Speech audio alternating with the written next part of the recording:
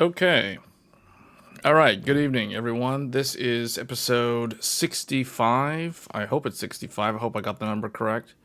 Of Tech Thursdays, the weekly show that I do every Thursday on this channel. So if you're tuning in, if you watch one of my videos about whatever the topic was on the PC, whether it's the recent DDR5 videos that I did, or the motherboard videos, or I guess the chipset video that we did for the X870 and X670 and comparing those two, and you subscribe to the channel, I appreciate it. This channel primarily focuses on in-depth kind of discussions on PC hardware in the consumer space. Sometimes we dabble in other areas like gaming. Sometimes we discuss enterprise and the professional world, like professional graphics cards or servers, like the Epic CPU line and those sort of things. But for the most part, this is kind of like a PC DIY hobbyist channel.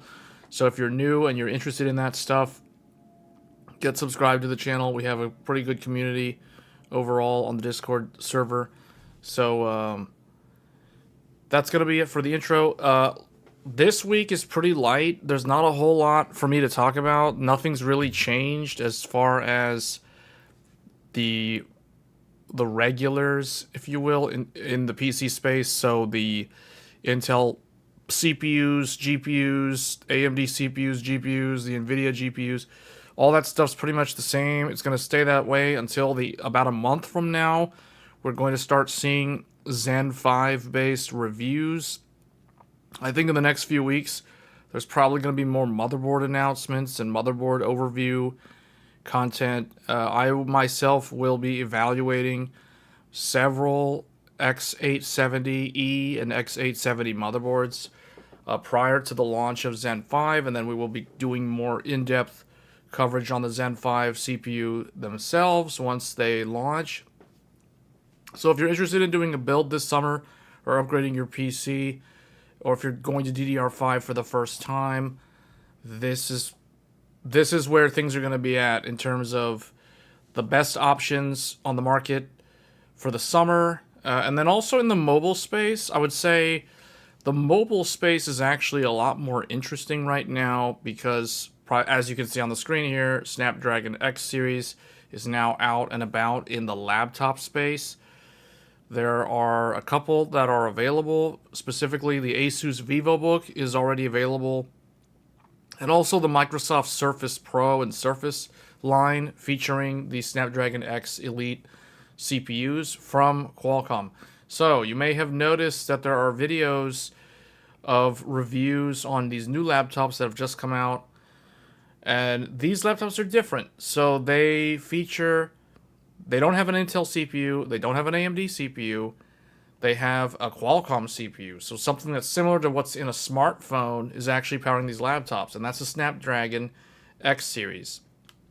Now, it's worth noting that one of the key selling points of this CPU is the NPU, which is the neural processing unit, not to be confused with the network processing unit found in routers and switches.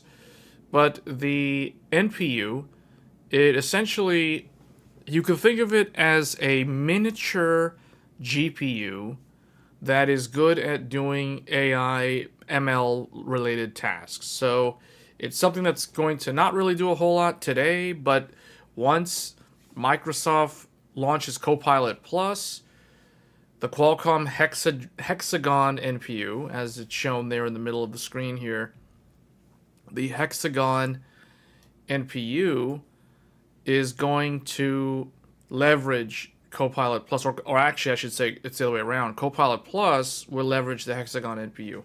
So Qualcomm is actually not the first to market for this sort of thing. That would actually be AMD with their 7000 series CPUs in the mobile space, which was last year. But at the time, it was so early that there wasn't really a whole lot of software that can take advantage of it. So I think Snapdragon is kind of being that fast second to market with a more, I don't want to say complete solution, but they are timing the market right in terms of it. They're very strategic. Qualcomm is being very strategic in how they bring their CPUs to the PC space, and they're putting a lot of money into marketing it. So I wouldn't be surprised if you go to a Best Buy in a month or two, the sales people at Best Buy will have been trained by Qualcomm salespeople and marketing people on how to introduce these laptops to customers, and they're gonna sell on points like battery life and things like that. Although battery life is very subjective or objective in the sense that you can kind of cheat and put a really large battery in the laptop, but then it makes the laptop heavier. So that's one way to get better battery life. That's kind of the brute force way to get better battery life. But, you know, going up against Apple is another thing that Qualcomm's trying to do, but they're doing it in a weird way because they're partnering up with Microsoft. And I don't know what the incentive is for Microsoft to put so much collaboration effort into the Snapdragon launch. But if you were watching any of the Computex coverage and the press conferences, it was almost like Microsoft has abandoned Intel, and like they basically divorced Intel from the Wintel solution and have remarried Qualcomm, and now you've got like Snapdragon X Elite and like all these Microsoft Windows based laptops. It's kind of weird, but and I'll say this, the CEO of Qualcomm is so confident. Well, I don't know if it was the Qualcomm CEO. It was either the Qualcomm CEO or the ARM CEO. Said that they're going to have 50, like the ARM architecture will have 50% market share of the Windows PC space in 5 years. So one of those two CEOs said that. I forget which one. But they did say that at Computex. So it'll be interesting to see how that plays out. Hey, Matt. So AMD Ryzen. Yeah, so there is going to be a counter. There's going to be a hard counter to this because x86 is not just going to stand around or stand to the side and surrender and let Qualcomm and their Snapdragon walk all over this space. Like they're not going to let that happen. So AMD Ryzen is coming back first in about a month or maybe a couple of weeks from now at the earliest. The AMD Ryzen AI HX370. Yes, I know the name is like super long. That is going to be the hard counter to this. And they're going to basically counter saying, you know, we've got native x86, so there's no emulation necessary, and our gaming performance is superior, and our battery life could be better or worse depending on the laptop itself. So there's a lot of factors there. So that's kind of where you would actually have to look at independent reviews to figure out if one laptop has better battery life than another. Because like I said, somebody can build a Snapdragon laptop and put a 50 amp hour battery in there, and someone can build a AMD one and put a 90 watt hour battery in there, and obviously 90 watt hour versus 50 watt hour, the AMD one is going to get better battery life. Or you could do the opposite and give the Snapdragon the big battery, and then it's going to have better battery life. So I wouldn't read too much into that until more laptops hit the market on both sides. But it's going to be an interesting battle that plays out over the next several years between ARM and x86, because ARM has always tried to get into the PC market, but they've never really been successful. This is the first time that I've ever seen like all the effort, marketing, everything, multiple CPU SKUs, multiple partners with laptop models ready to go. It's like everyone just came out of the woodwork and is like, hey, ARM, let's go, let's win. So it's a really weird time.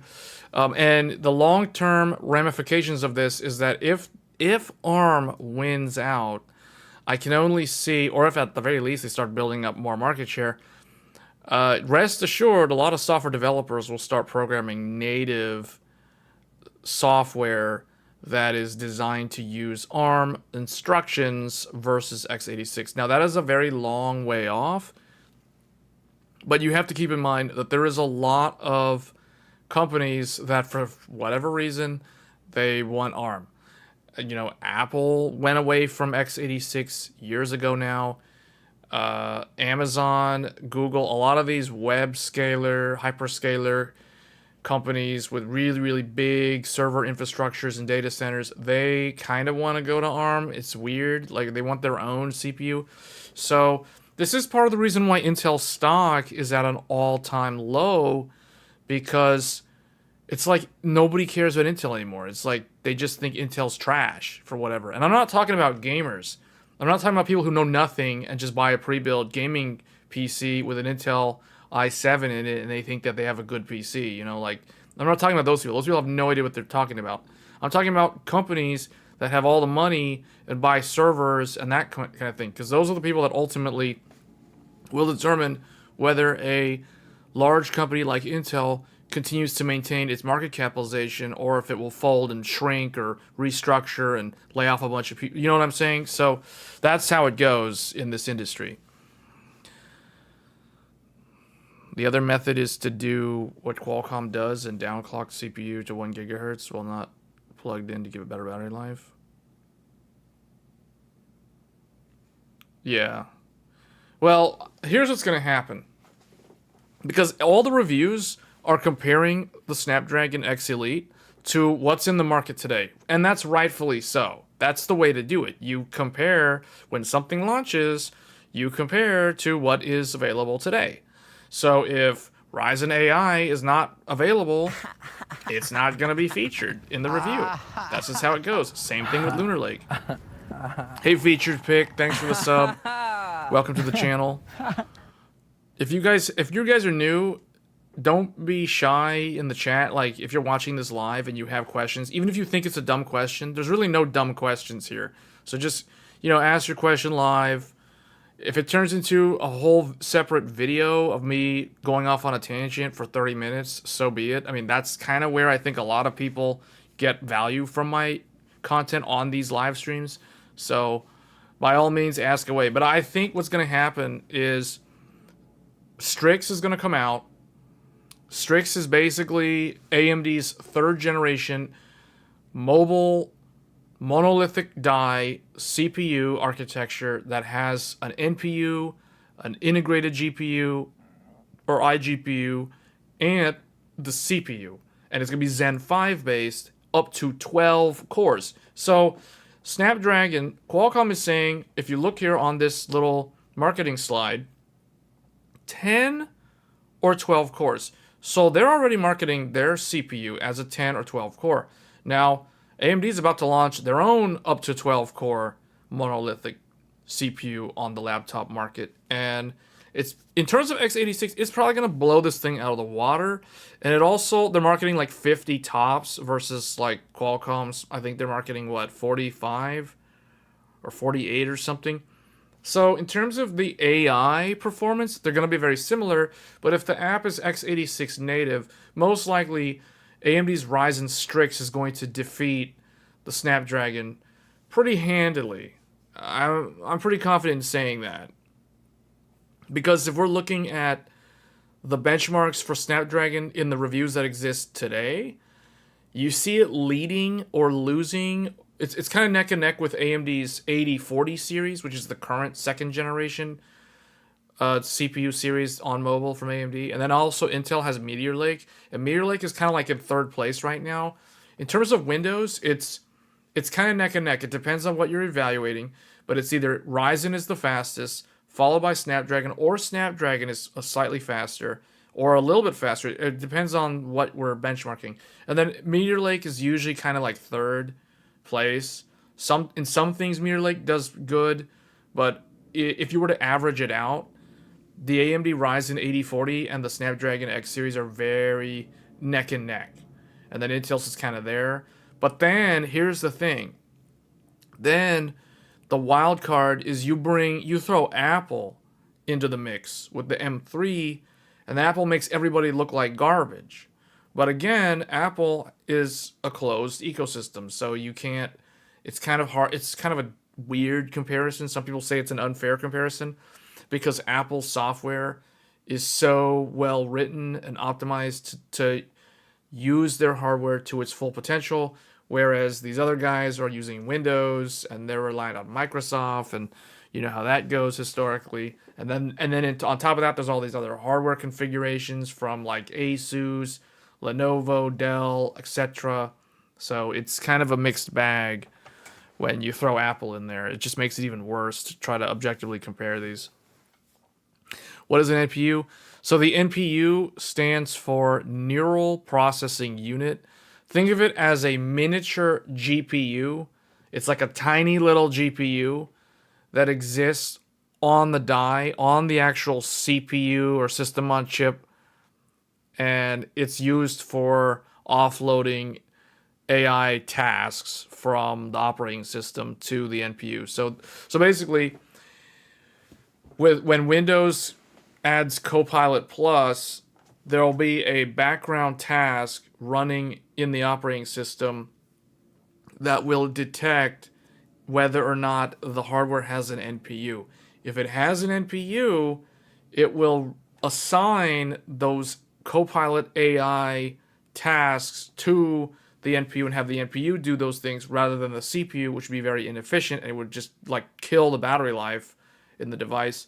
Or let the GPU do it, assuming there's a discrete GPU. But the problem with using the GPU is, again, the GPU will burn up the battery, so you won't get very good battery life if you use the GPU for AI. Even though the GPU would be better than the NPU at AI-related tasks. And that's kind of NVIDIA's counter argument to the NPU. Because NVIDIA is the master of, I don't want to say deception, that's not the right word. NVIDIA is the master at basically flipping the script. They're really good at changing the rules. Like, if NVIDIA's losing at something, they make it so that the rules that they're being graded on change. They basically change the rules. So it's like if they're losing and they don't like that, they're like, this is not the right way to evaluate this. They're gonna rewrite the rules and they're gonna market that through the wazoo and have everybody agree with them. That's basically what they're doing to try to downplay the NPU. Because NVIDIA doesn't have a CPU, at least not yet, anytime you listen to NVIDIA talk about like NPU, they're always saying that they're always putting it down. They're always like thumbs down on the NPU. It's trash, it's garbage. You can only do like basic AI nonsense that doesn't add any value. Like if you want real deal AI workloads, you got to have RTX GPUs. That's basically what they say. So, and it's nonsense, to be honest, because we're not talking about training an AI like a 10 trillion parameter AI model in a data center setup with like a bunch of grace hoppers. That's not what we're doing. We just need a little chat bot in Windows to recommend where to get fast food or whatever. You know what I'm saying? Like that doesn't need an RTX GPU to do that. So that's kind of why I kind of think NVIDIA's marketing is retarded when it comes to downplaying NPU. It's not going to work. It's totally not going to have any effect at all against Qualcomm. But that's what they're doing. And here's the thing, guys. Mark my words. NVIDIA is making fun of NPUs today. A year from now, or maybe a year and a half from now, or 2 years from now. Because the rumor is NVIDIA is making their own CPUs. As we speak, NVIDIA is finalizing their CPU. And it's going to be an ARM CPU. So here's the thing, guys. This is the reason why people don't understand me, or it's like they feel like I'm over exaggerating on this war between ARM and x86 in the Windows space. And I'm not exaggerating this at all, because Intel is shaking in their boots. Intel is terrified right now because of what Qualcomm is doing. And if you don't believe me, go look at Intel's stock price, then go look at Qualcomm's stock price, and then see if you still disagree. So Intel is shaking in their boots right now. And you know what's going to make things 10,000 times worse for them is a year from now, or maybe 2 years from now, when NVIDIA decides to launch their CPU, which is an ARM-based CPU, just like the Snapdragon X series, and they're gonna team up with Windows, and they're gonna be like, hey, Copilot Plus is 10,000 times faster with our CPU, and it's ARM, and everything's native. Because you know how NVIDIA is, right? They're gonna come in, before they launch something, they're gonna have legions of software developers programming natively written software libraries and apps that are designed to use ARM instruction sets natively. This is NVIDIA's true strength. Their true strength is in their software ecosystem. The amount of development power that they have in the software space is immense. It is incredibly hard to deal with as a competitor. This is the reason why AMD has had such little to no success in the software space for GPU and these sort of things, despite being open standard, despite being the superior platform on Linux. Nobody cares because NVIDIA has collaborated with so many companies that write software applications like video editing software, photo editing software. Think of Adobe and all their stuff.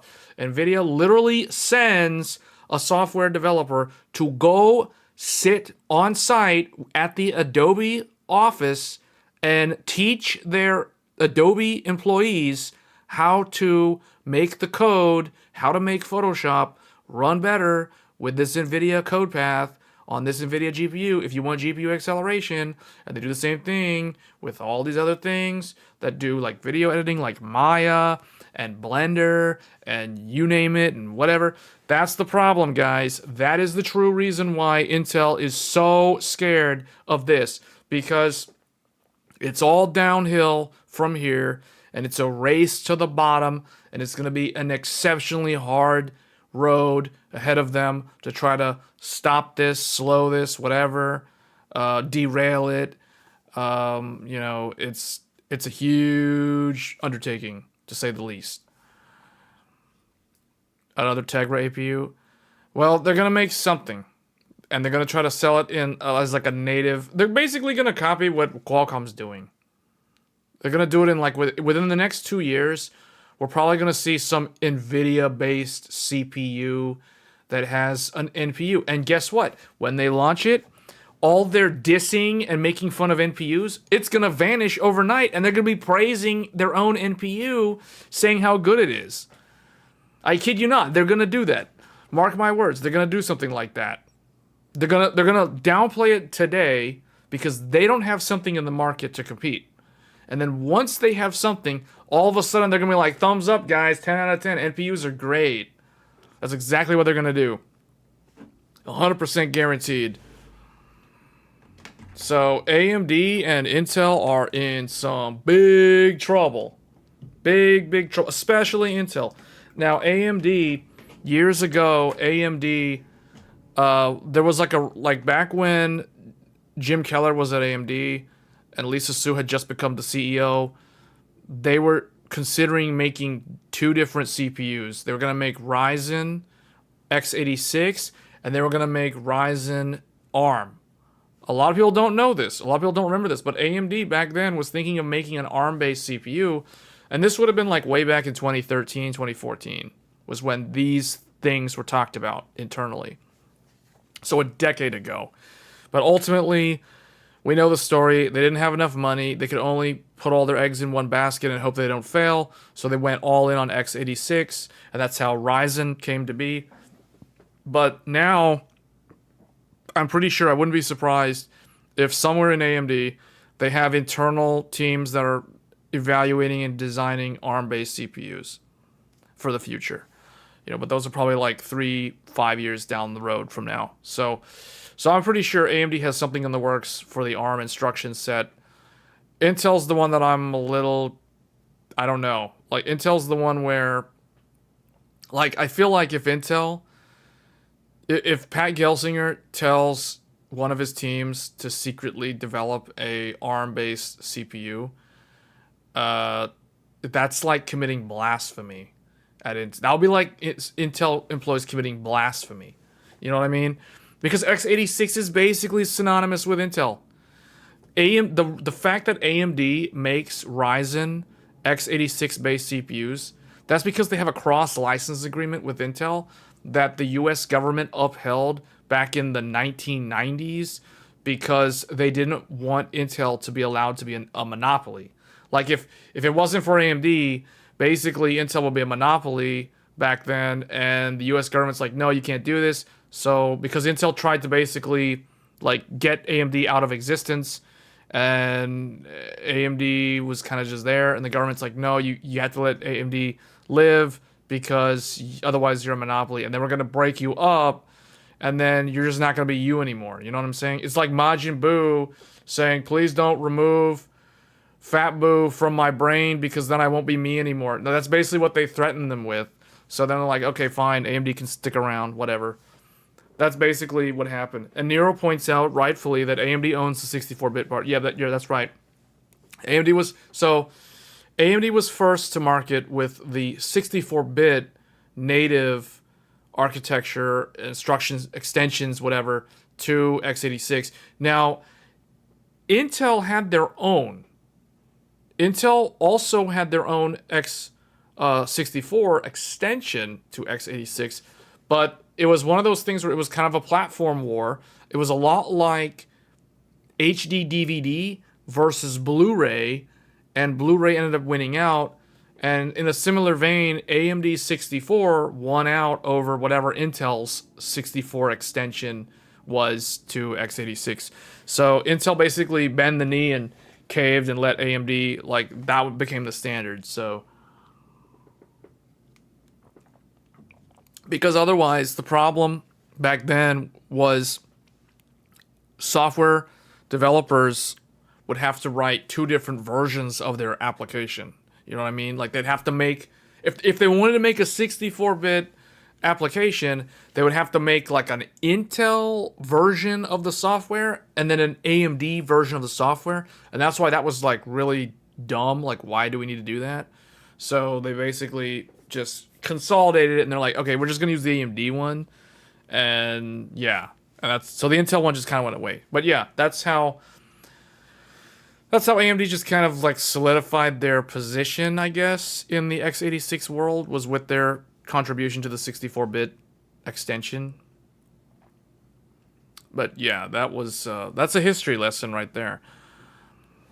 But anyway, guys, this is a massive threat, though. Like, if we look at this, the Asus VivoBook PC Mark 10 is claiming that the Asus VivoBook is scoring 12,963 in PC Mark 10, and higher is better.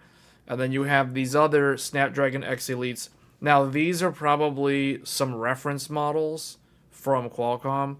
So they're performing a little bit better, probably because they either have better cooling or they're running at higher power limits or whatever. You can see here this one's running at 80 watt. This other one is running at 23 watt, and it's scoring even better. So I don't know. That probably means that it doesn't heat up as fast, so it boosts higher initially, and that's probably how it gets that better score. It depends on how it's being graded, though. But this is crazy, though. Like, look at this. The X Elite is beating a 14900HX and a Ryzen 9 7945HX X3D.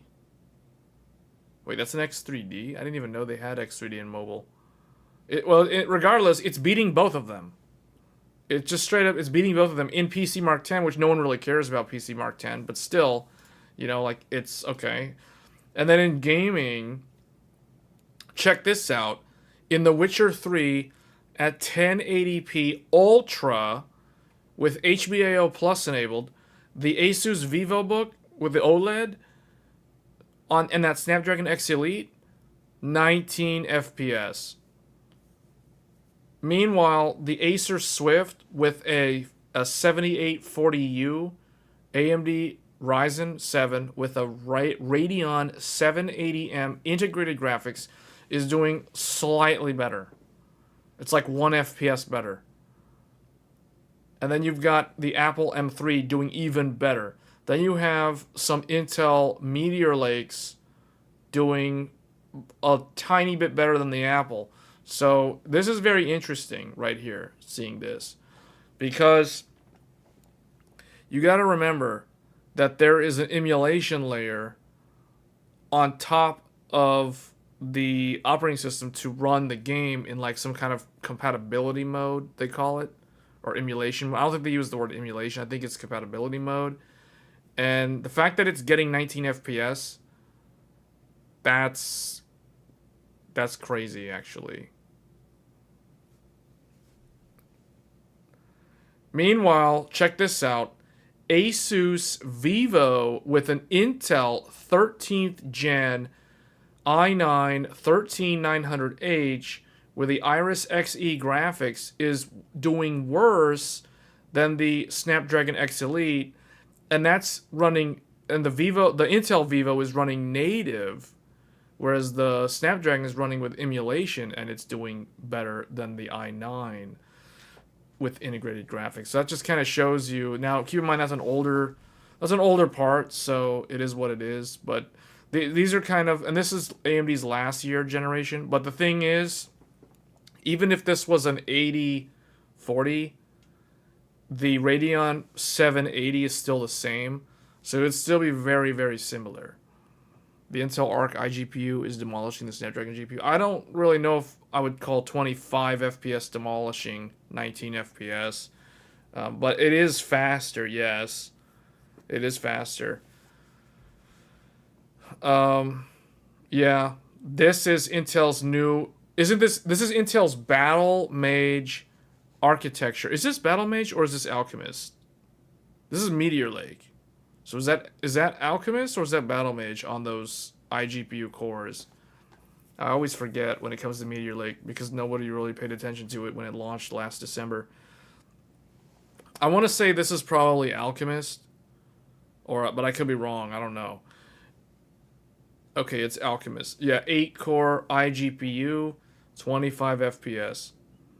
That's good. I mean, that's also beating AMD. It's also, well, it's barely beating Apple. It barely beats Apple. M3. So, in fact, the M3 is the one that's probably the most impressive one here. Considering it's running Witcher 3 on a Mac.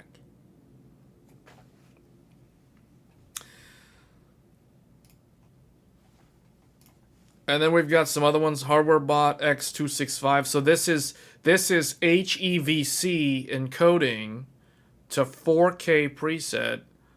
The Snapdragon is not doing good, but see, here's where it sort of struggles. Here's where it's struggling because look, all these other Intel and Ryzen, these x86 parts are doing significantly better than the Snapdragon when it comes to video encoding on the CPU. Now, I'm assuming this is a CPU test and not like a dedicated... Like, this better not be QuickSync. If that's QuickSync, those are some terrible results for QuickSync. And if that's using AMD's Radeon 780M for encoding, that's some terrible result for a 780M, because both of those will be doing way better. But so I assume this is CPU mobile results, because that's what I would expect.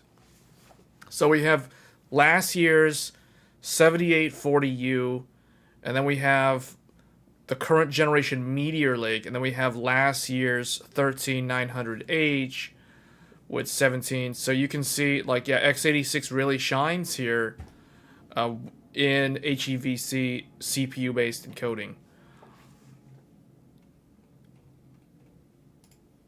But, you know, this is the sort of thing that if someone walks into a Best Buy, no one from Best Buy is going to explain this to a customer who's looking at buying a laptop. What I can see happening is some random normie goes into a Best Buy to buy a laptop for their kid to go to college, and the store associate, the Best Buy, you know, the person with the blue shirt comes up to them and is like, "Can I help you find anything?" They're going to tell them, "I'm looking for a laptop. It's for my daughter or my son going to college this fall.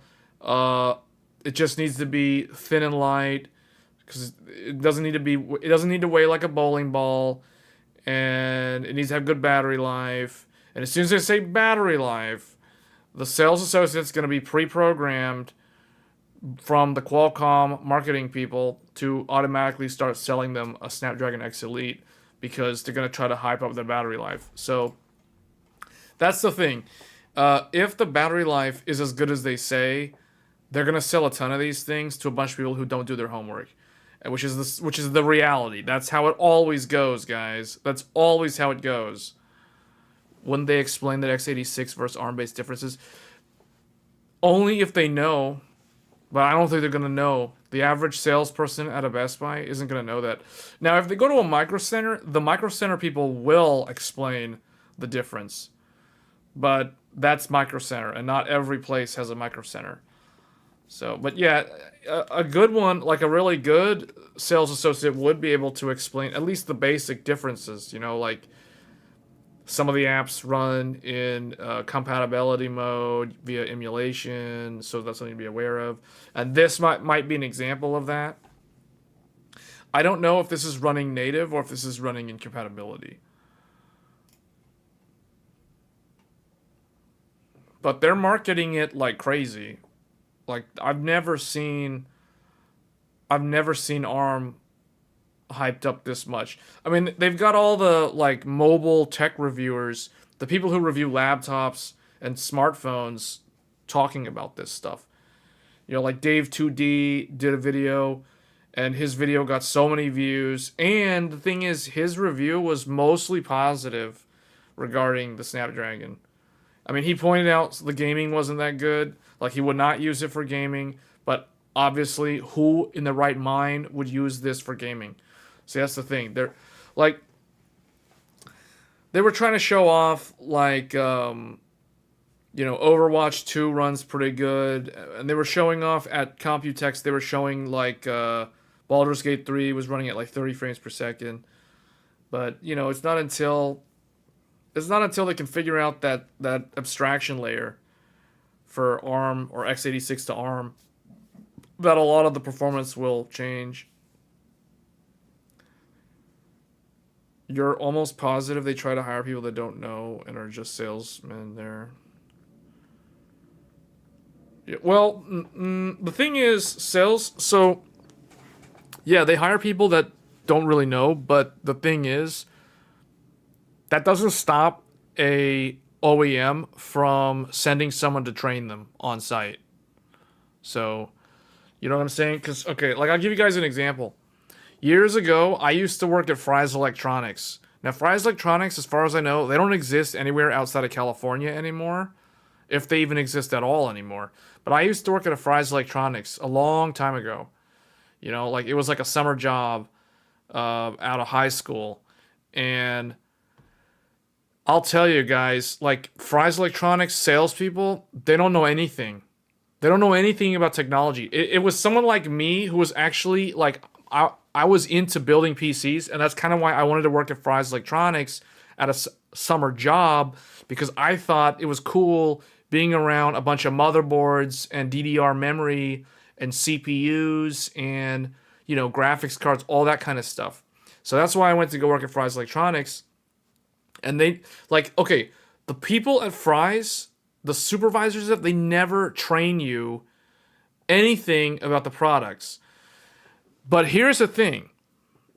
Occasionally, somebody from Sony, a Sony employee, would stop by the store and give us training on Sony-specific products. So they'd have training for Sony DSLR cameras. They had training for Sony DVD Blu-ray players. They had training for Sony Vaio laptops. And I remember I got trained on Sony Vaio laptops. So, and this was from a Sony employee teaching us, they were teaching us about, the positioning of the product, the market segment, the features, the screen's response time versus the competitors, the color depth, for photo editing and all this stuff and the typing experience and how it's like a Mac and whatever.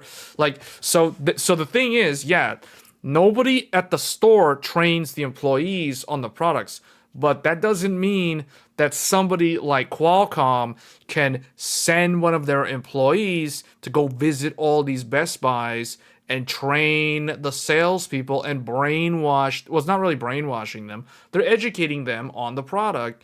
And I know firsthand experience because a Sony person trained me on how to sell Sony Vaio laptops and cameras and stuff. So that's the thing. So I'm pretty sure, Qualcomm or somebody, Asus, whoever, is training them on how to do that. At least for this, because this is something different. And I want to tell you guys another thing, too. Micro Center gets lots of training. Micro Center is different from Best Buy. Micro Center sales guys are actually sent to the campus of these OEMs to learn about the product. So, guys, I remember now. Remember when I did my live stream build for my Threadripper PC? Remember that when I did that back in like November last year or December last year? I was live streaming the build for Threadripper. And remember how I said that? I remember now. I said I bought this case, the Landcool 3, because the sales guy at Micro Center recommended it because he told me that it can fit up to a 420 millimeter radiator on the top and all this stuff. So he knew his stuff. Like, he was talking about what that case can do. You can easily put an EATX motherboard in it, and radiator fitment and all this stuff. So I trust the Micro Center salespeople for the most part. At least the ones that have been there for a while. Not people who are like brand new, but like people who have been there for a while. I trust those guys because I know those guys go to training at the actual, like, they go on site to some of these companies. Like, for example, they get to go to AMD. These guys get to go to the AMD campus and learn from AMD about Ryzen and the motherboards and all that stuff and DDR5 and da-da-da-da. Like, they get actual training on that. In fact, the last time I went to a Micro Center was back in April. So when I went to Micro Center, I was asking them about, like, have you guys heard anything about what's the word on Zen 5? What's the word on the new chipset? Or what about Intel and Battle Mage? And you know what they were telling me? He said he couldn't tell me about products he was under NDA, so he can't talk about products, but he said he was already getting trained from them about this stuff. And the only thing he told me was that Intel had sent people to train the Micro Center staff in all the Micro Centers in America. Intel was sending their people to train the sales teams of the Micro Centers on how to sell the upcoming new CPUs. So they've already been trained on how to sell Arrow Lake CPUs on desktop. So they already know. They already know about the new socket. The one that all the CES or the Computex guys couldn't show the socket. Remember how the one that had the blue Intel sticker on the socket, you weren't allowed to look at the socket? The Micro Center guys have seen the socket. The LGA 1851 or whatever it is. They've seen it. They know the ways of the new Intel 15th gen. And guess what? They know the branding. So they already know what it's going to be called. Intel Core Ultra. But of course, we as enthusiasts, people who watch my channel, we already know all the same stuff that a typical Micro Center salesperson already knows. The only thing that we don't know that they probably know is the actual motherboard SKUs and the chipset and all that stuff. Because we haven't gotten that yet. Intel's been real quiet on that. How many times you came across a customer that asked these ultra technical questions? Never. Never. And the whole time that I was at Fry's Electronics, Marcelo, the most technical thing that I ever had to do was show an old lady how to use a USB thumb drive so she could transfer her family photos onto the thumb drive. Like, I used one of the desktops that were in the store, and I used one of the thumb drives that we had for the like the, what do you call it, the digital signage files and stuff that were in there. I like showed her how to like click and drag the. That's like the most technical thing that I ever did when I worked at Fry's Electronics.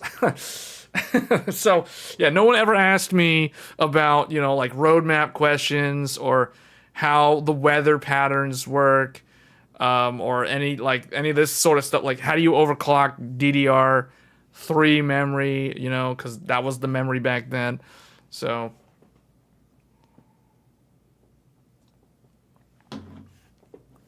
yeah, so that's how it was. I mean, but the thing is, the Micro Center people, they actually know. They've actually seen the ways.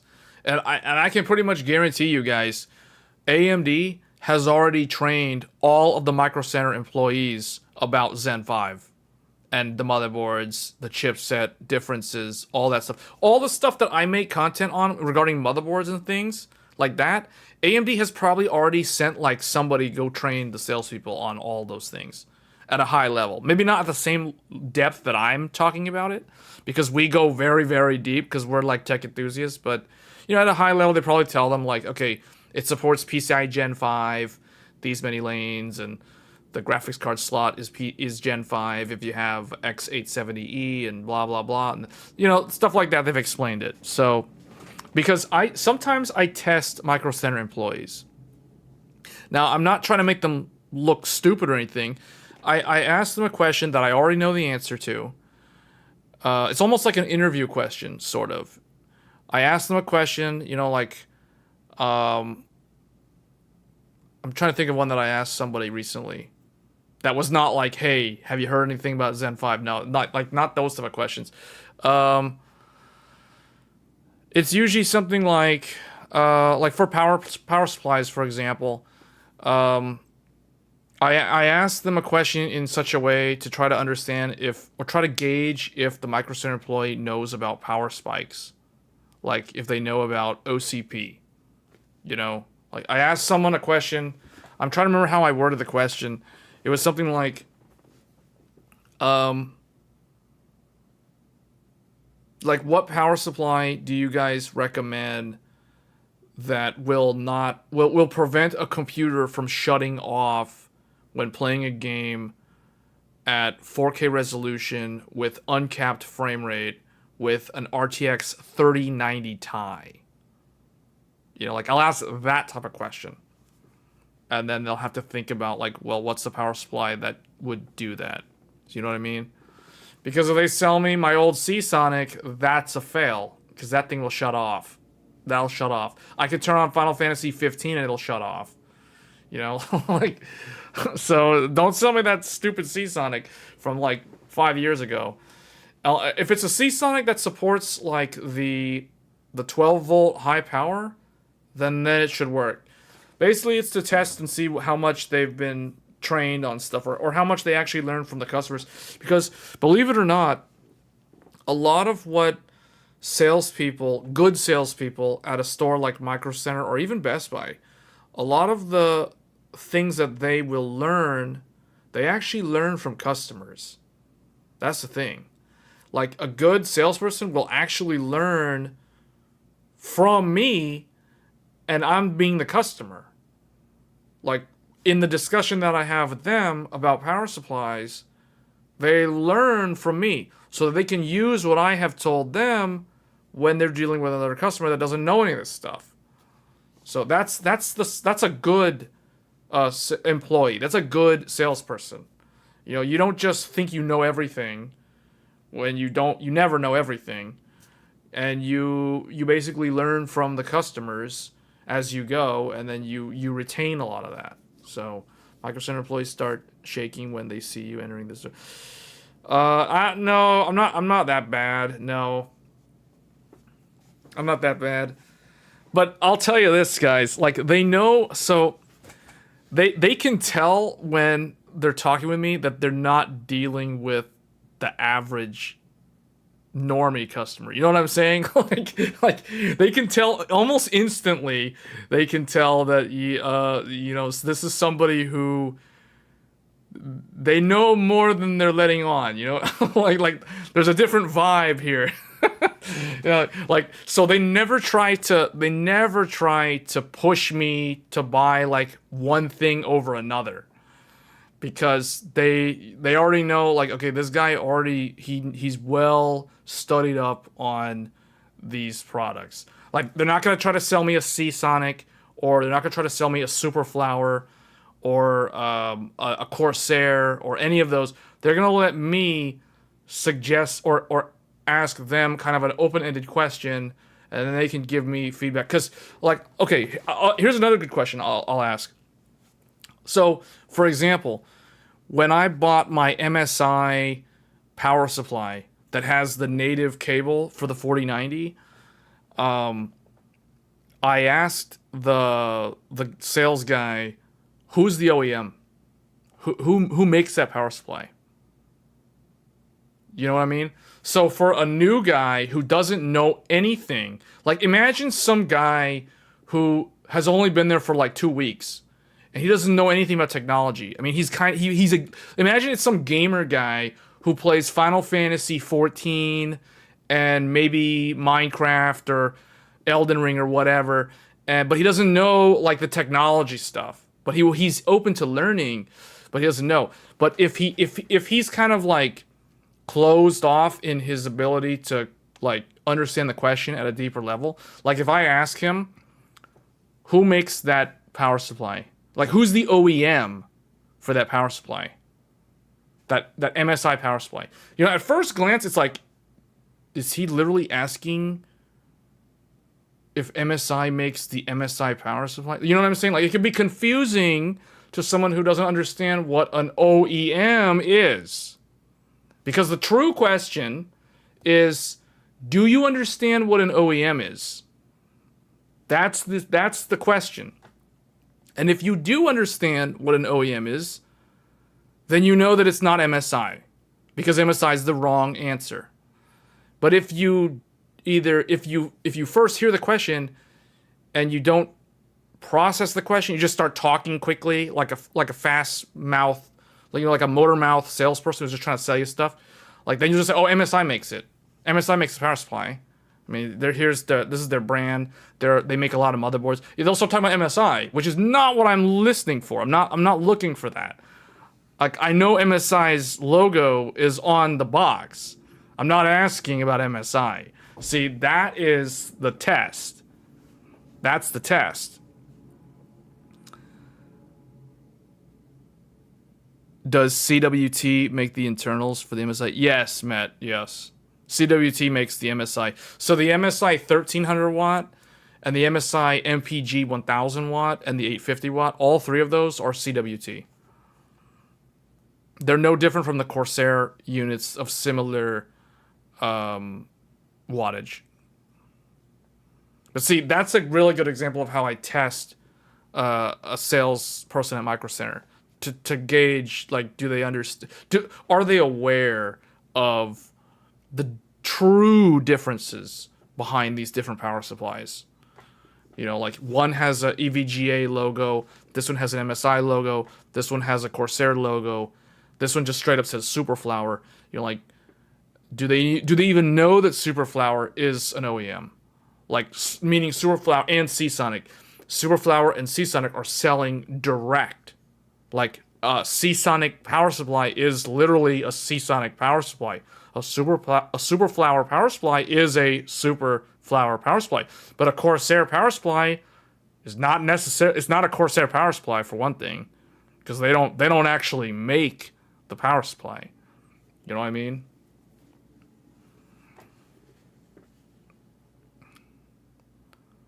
The Mag series is different. The Mag series is typically lower end. It's more cost effective. I don't know who makes Mag.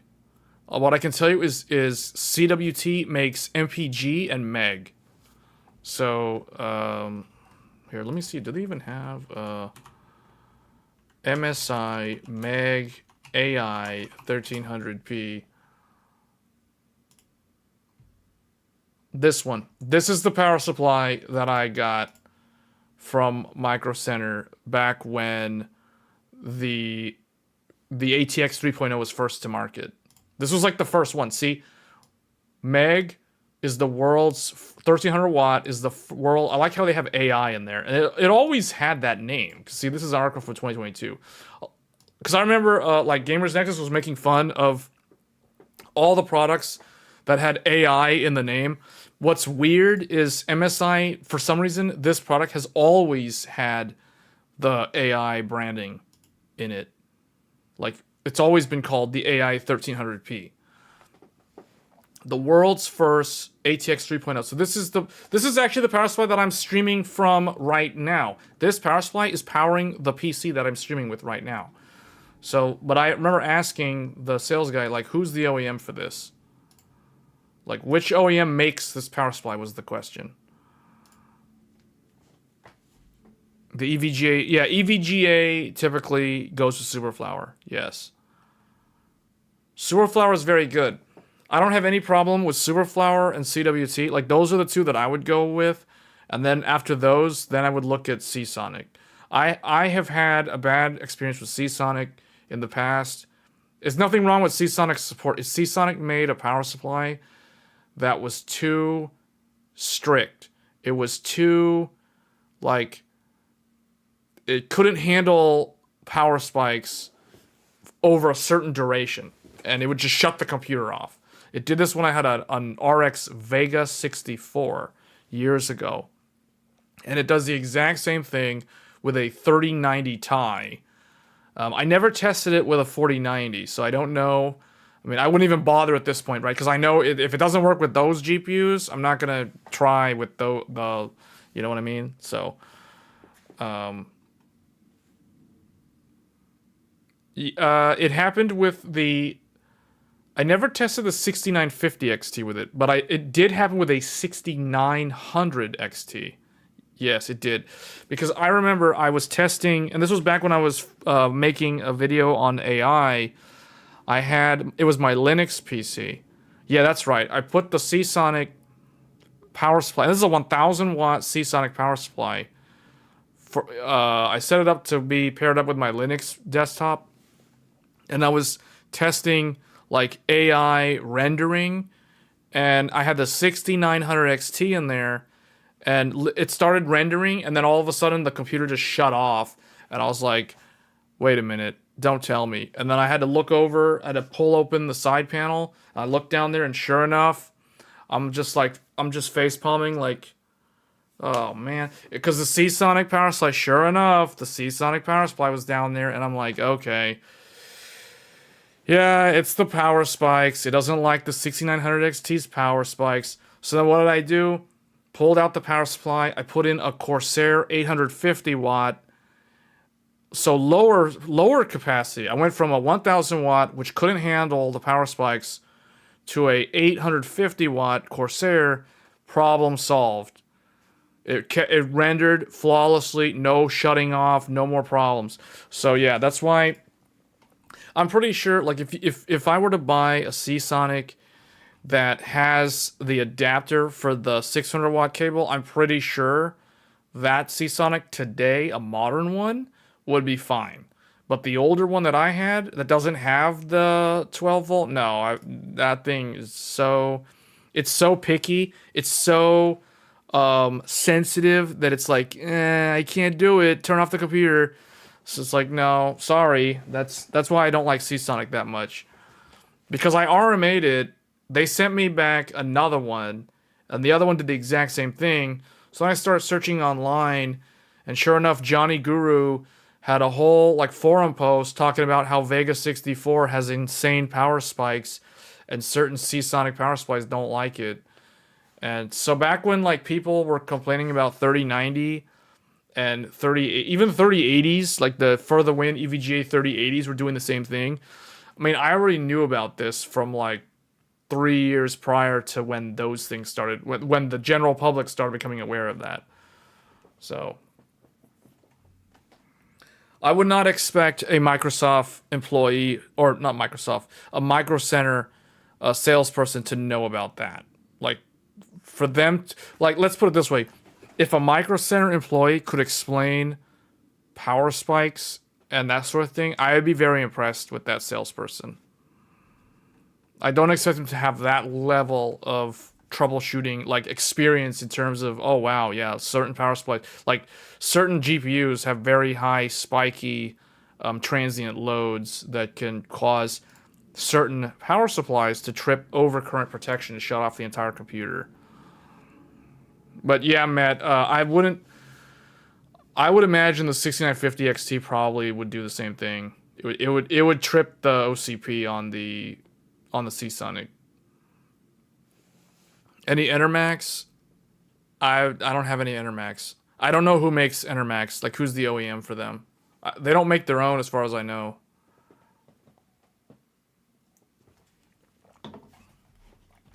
But yeah. So what else was I going to talk about here? Let's see. First review. Okay, we talked about that. This is 2080 Ti. That was from last week.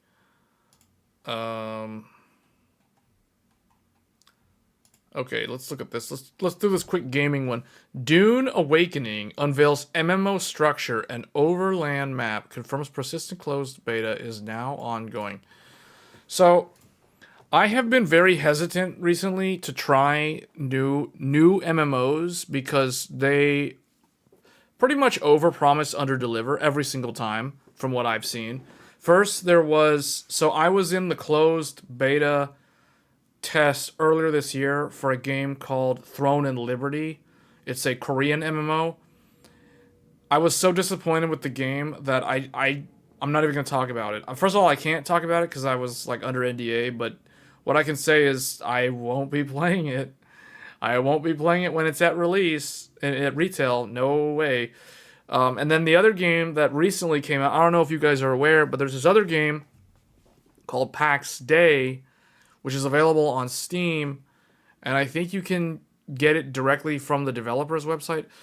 PAX Day was a game that showed a lot of promise for someone who was into like survival, open world sandbox style games, combined with an MMO aspect. But I started watching some videos about PAX Day, and I saw some gameplay footage of it, and that game is a scam. That's a straight up scam. That's like almost as bad as like Star Citizen, only maybe worse than Star Citizen. So I'm not impressed with modern MMOs. It's sad. As someone who has played Final Fantasy XIV on and off for a decade at this point, I am just very, very disappointed in the modern MMO development process. I don't know what's wrong with the developers that are making new games. Like, there's serious problems with, like, I don't know if it's monetization or if they run out of funding and then they get desperate, so they try to like do all these Kickstarter type packages or whatever. Like, if you look at PAX Day, you'll know exactly what I'm talking about. But anyway, this isn't PAX Day. So this one's Dune. Funcom released its second Dune Awakening Direct, where Joel Bylos revealed more details of the upcoming survival MMO. So when they say survival MMO, see, this is the thing, man. Like, as soon as they say survival MMO, I immediately start losing interest in the game. Because if you're going to make a survival type game, go ahead and make something like Helldivers or Sons of the Forest or something. Don't make an MMO. It's not going to work. It's just not going to work with the way the fundamentals in how these sort of genres are structured are just too different. From what I've learned from PAX Day, it doesn't work. Like, you can't do survival genre and combine that with MMO. Let's put it this way. I have yet to see a developer successfully combine those two genres into one successful game, because PAX Day hyped it up so much and it's a huge flop. Go look it up if you don't believe me. That game is trash. This could most likely end up being more garbage in the garbage bin.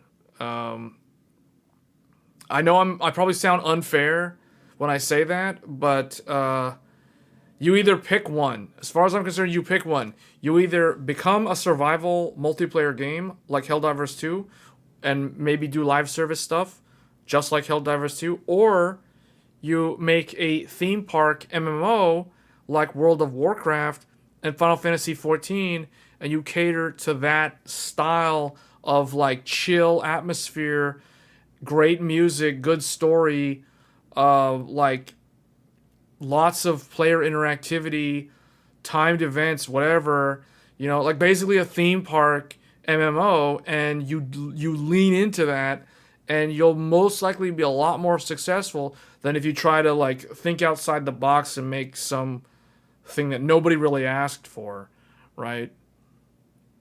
Dune needs a real game, not this. Yeah, like that's why.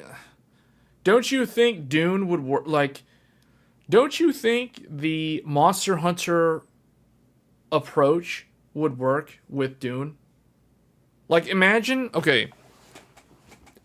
Imagine you can play as different factions, and if you're playing as the Fremen, then yeah, then the Sandworms are probably your allies. But imagine if you're playing as the House Arrakis or one of the other ones like Harkonnen or one of those guys. Like if you're playing as the bad guys, quote unquote the bad guys, like then you gotta hunt sandworms and stuff or whatever. Like that would already be a better game than this. Like with no leveling system, just it's all gear, it's all loot. Basically, that's how Monster Hunter is. For those that don't know, man, that'd already be a better game than this. So, I don't know.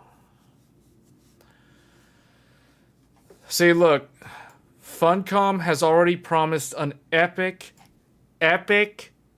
with quotes, gameplay reveal at Gamescom. Gamescom happens in, isn't it September, I believe? I think Gamescom is late August, early September. And then Tokyo Game Show is shortly after that. I think Tokyo Game Show is either the beginning of October or sometime toward the end of September or somewhere around there. I know it's somewhere in that weird transition from Q3 to Q4. But anyway, all these developers, they always say epic gameplay reveal, and then it ends up being like, I don't know, thumbs down, made fun of by people who are watching it live in the YouTube chat. You know how these things go. It's kind of annoying, like seeing how people react to this stuff sometimes, but it just kind of shows like that's not what the public wants. But we'll see. We'll see what happens. RS is enough for me. What's RS?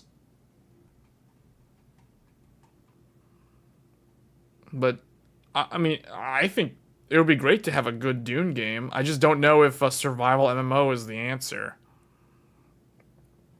I mean, I agree with Nero's comment about Dune needs a real game, just not this. Yeah, I don't think this is the way. I don't think this is the right way to do it. Oh, RuneScape. Okay. Man, RuneScape is like first generation MMO. See, here, man, you just unlocked Paint. You just unlocked Paint, my friend, by mentioning RuneScape. You've unlocked it. Achievement unlocked. You've activated Paint.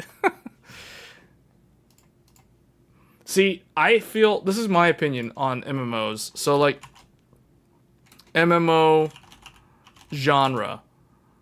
So the first, we'll say first generation.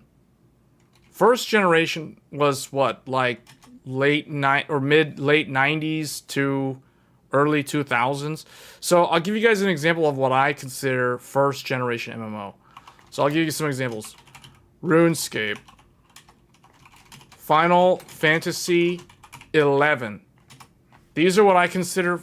Now, obviously, there's some other ones. I think I would go so far as to say EverQuest. I consider these first generation MMO. That's what I consider first generation. Final Fantasy 11 is kind of weird. And maybe EQ also, but I still consider these first generation. Then there was second generation. second generation, a lot of people are probably gonna when people think of MMOs. Okay, here's the thing: if someone hasn't played an MMO, okay, let's put it this way: if somebody has not played an MMO in over 10 years, they probably when they hear the word MMO, they probably think what comes to their mind is a second generation MMO. An example of a second generation MMO is World of Warcraft.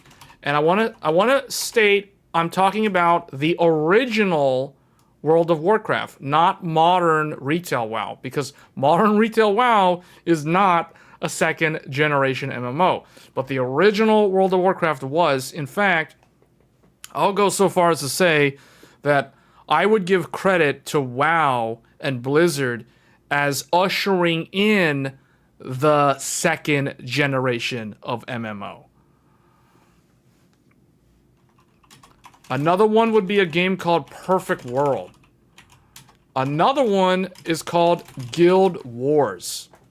These are second generation MMOs where they were extremely hardcore in terms of the end game content. Like, when I think of World of Warcraft, I think of Molten Core and sitting in a raid with 39 other people, all on the Ventrilo, and sitting there and trying to like wait around. It was a lot of waiting around and listening to the raid lead talk and call how the fight was gonna go.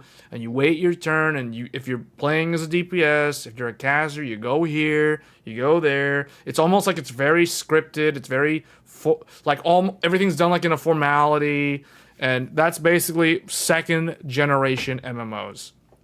They were very hardcore. You had to sink a ton. I mean, you could obviously first generation, you sink a ton of hours. I mean, you sink a ton of hours into any MMO, doesn't matter which one, as long as you're playing like a ton of it. But these are examples. These are just some general examples. Then we have third generation MMO, and I would probably label Final Fantasy. Some people might debate me on this. That they might say Final Fantasy XIV is a second gen. That's probably true for the original release in 2010. The one that failed miserably and got deleted, and then they rebuilt the entire game as a third gen MMO. So one of the differences is like third generation, it's almost instant gratification, pat on the back for almost everything you do, achievements, whatever. You know, you basically have achievement logs, challenge logs, dailies, weeklies. It's like a theme park. There's limited time events with rewards, FOMO things, stuff like that. Although second generation did have some of that. Like, I'll give you an example. World of Warcraft would have like the Christmas, the holiday stuff, the Halloween events. Those were like limited time events, but they would come back every year. You know, so they were repeatable. They might change a thing or two after a couple of years or whatever. But that's not exactly the same kind of FOMO as what a third gen MMO has. You could lock yourself out of cultivation in Perfect World if you... That's what I mean by second gen was still very hardcore. Yeah, they were very hardcore. Like, it's also second generation. That generation and also first gen, they encouraged communication between the players. Like, if you wanted to progress through the game, especially end game, you needed to learn how to work with other players. Otherwise, it would be a very lonely experience, and you would probably not play it long term because there wasn't much incentive to if you were a solo player. That is probably the biggest difference between third generation and second generation. So another one I'll put is Guild Wars 2, because that's another popular one. And I think Terra would be another one, just to use that one as an... Or, you know what, let's use a more recent example. Black Desert Online. We'll use that one, I guess. I mean, there's a whole bunch of different ones that I could use as examples, but these are ones that I think have kind of stood the test of time. Obviously, retail World of Warcraft would also fall into third generation. I just don't want to write their name down twice. So, but you guys get the idea. Like one of the biggest differences between second gen and third gen MMO is in a third generation MMO, you can basically make a ton of progress playing solo. Black Desert is as hardcore as pro. Are you sure? Is it really that hardcore? I haven't played a whole lot of it, so I don't really know. Maybe that's a bad example then. Alright, let me change it. Let's put, is Fly FF one of them? Is this a third gen? I forget. When did this game come out? This might be a second gen. I don't know. What's another one? What's another recent one? Man, what's that Korean MMO? Vindictus? Is that an MMO? I mean, it's like a battle simulator or something. Maple Story 2? Okay, yeah. You know, ESO. Is Elder Scrolls Online? I always get this one mixed up. But yeah, I actually will use, SWTOR is third gen. We'll just put that there. Whatever. Maple Story, I think, is second gen. Here's the way you can tell. Here's how you can tell. If you can play through, if you can max level your character, for the most part by yourself, with very little reliance on other players, then it's a third generation. Like, if you can basically play the game as though it were a single player game, and occasionally group up with other players casually for just for certain things to complete, like a certain dungeon or a story dungeon or whatever, like, that's the sign of a third generation MMO. Like, if you can use things like Raid Finder, Duty Roulette, you know, PvP Arena is like insta-click and you're in a group automatically assigned.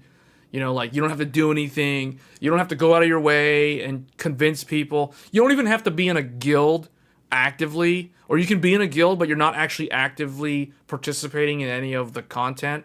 Like, that's the sign of a third generation MMO versus a second generation MMO.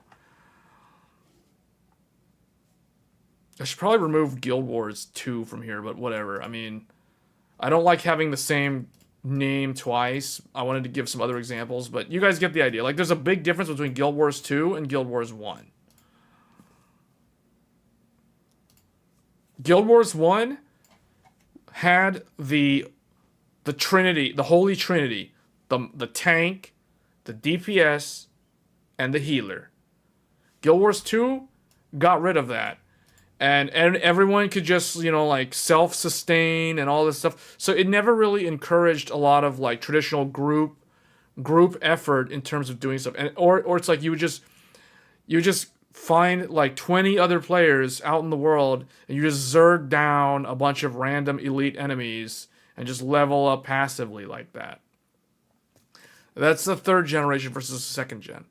So I feel like a lot of people who are familiar with the MMO genre, they think of like this one, because I think this era was the era where this style of game was at its peak. I think it was during the second generation was when they were at their best, because they had much better graphics than the older games. They had much more quality of life things versus the older games. However, they were, like, by today's standards, these have like no quality of life compared to what's in these. But you get what I'm saying. Like, in general, the genre has kind of gone down over the years, and it's not the same as it used to be. And that's not necessarily a bad thing. That's just an observation. That's just kind of the reality of how it is. Funny that MMOs were at their best when people's internet was...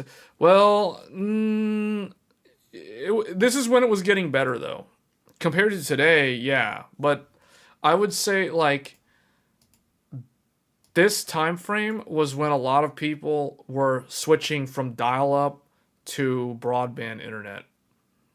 It was throughout that decade. That was the thing that I remember. Like from the late 90s to the time like the end of the O's decade, like I think most people went from 56K modem to some form of broadband or even fiber-based internet. If you were really really lucky, fiber was kind of starting out around like the late 2000s decade, but it was still very basic stuff. But yeah, it was mostly cable broadband came in and replaced a lot of like dial-up internet. Back when Perfect World was famous, yeah, 512K. Wow. The client download one day was pretty fast. One day is pretty fast, man. I remember that typically would take like people like 3 days to download Perfect World. I think the average was like 2 to 4 days. That's why I say 3 days. So one day is pretty good. But yeah, that was the kind of the change.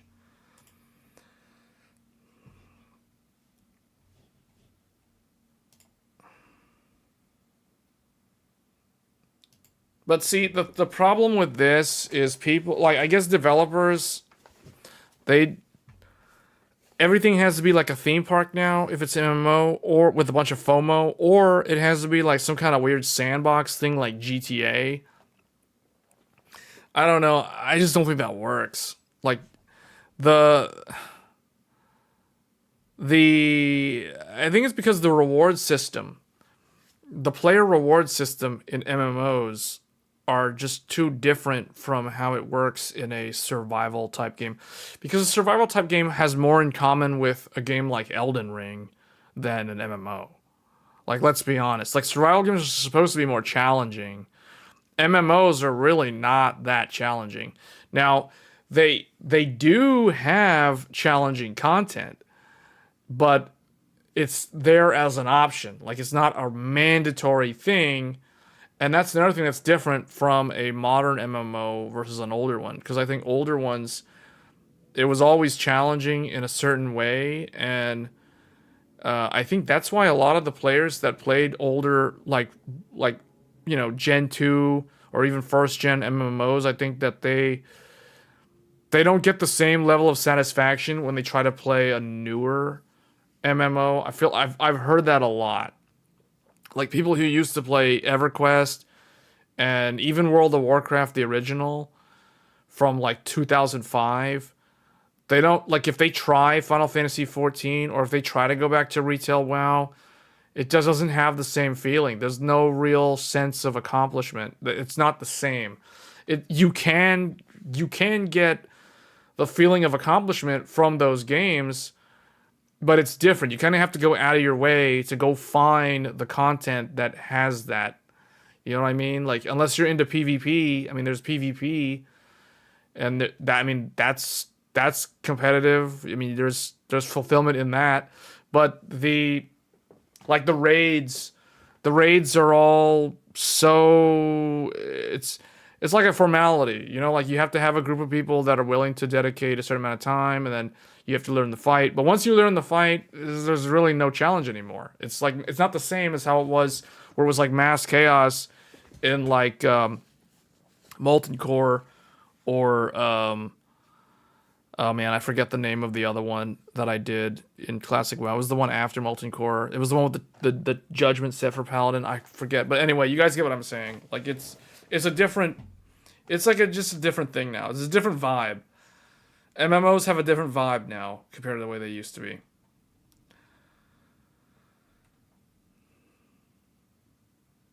So the reason we call it a survival MMO as opposed to just a survival game is that most survival games do one map, one server, but we have multiple connected servers running in a single world.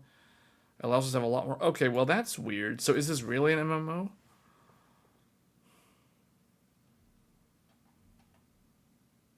Weird. I don't know. They're doing it kind of differently. Deep Desert has hundreds of players. The Haga Basin has 40 plus players. That sounds like a raid. Arakan is a social hub. So what is that? That's like the major city. Harko Village is like a city. So okay, that's why exactly did they need to do it this way? I don't get it.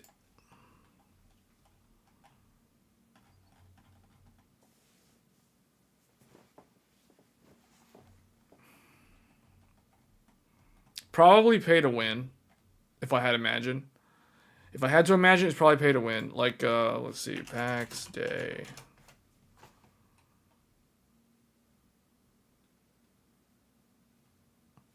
How come there's no article on this game, even though the game went early access this week? This is the one that already failed. It came out in early access this week. I think it was like 2 days ago. And it's already a huge flop. And it isn't even the official release. It's early access. I mean, there's videos all over YouTube of people criticizing the monetization system and how, like, the way one guy said it was so bad. Like, he basically said that it's a game that it's almost like there will be a few players that are enjoying the game, and then the vast majority of players will basically be indentured servants working for the few players that are enjoying the game. Like, when I heard that, and then when he explained how it works and how it ended up leaning itself to creating that environment, I was like, man, I don't know if the developers intended for that to be how it would be played, but that is pretty messed up. And that's just like that is a red flag that I will never play this game. So I don't care how good the game looks. If it plays like that, that is garbage, and I will never play it. So yeah, but the game looked so promising as a modern MMO with the kind of the survival genre built in, but it just straight up flopped. So it's going to be a factory simulator. Yeah, it's a factory simulator.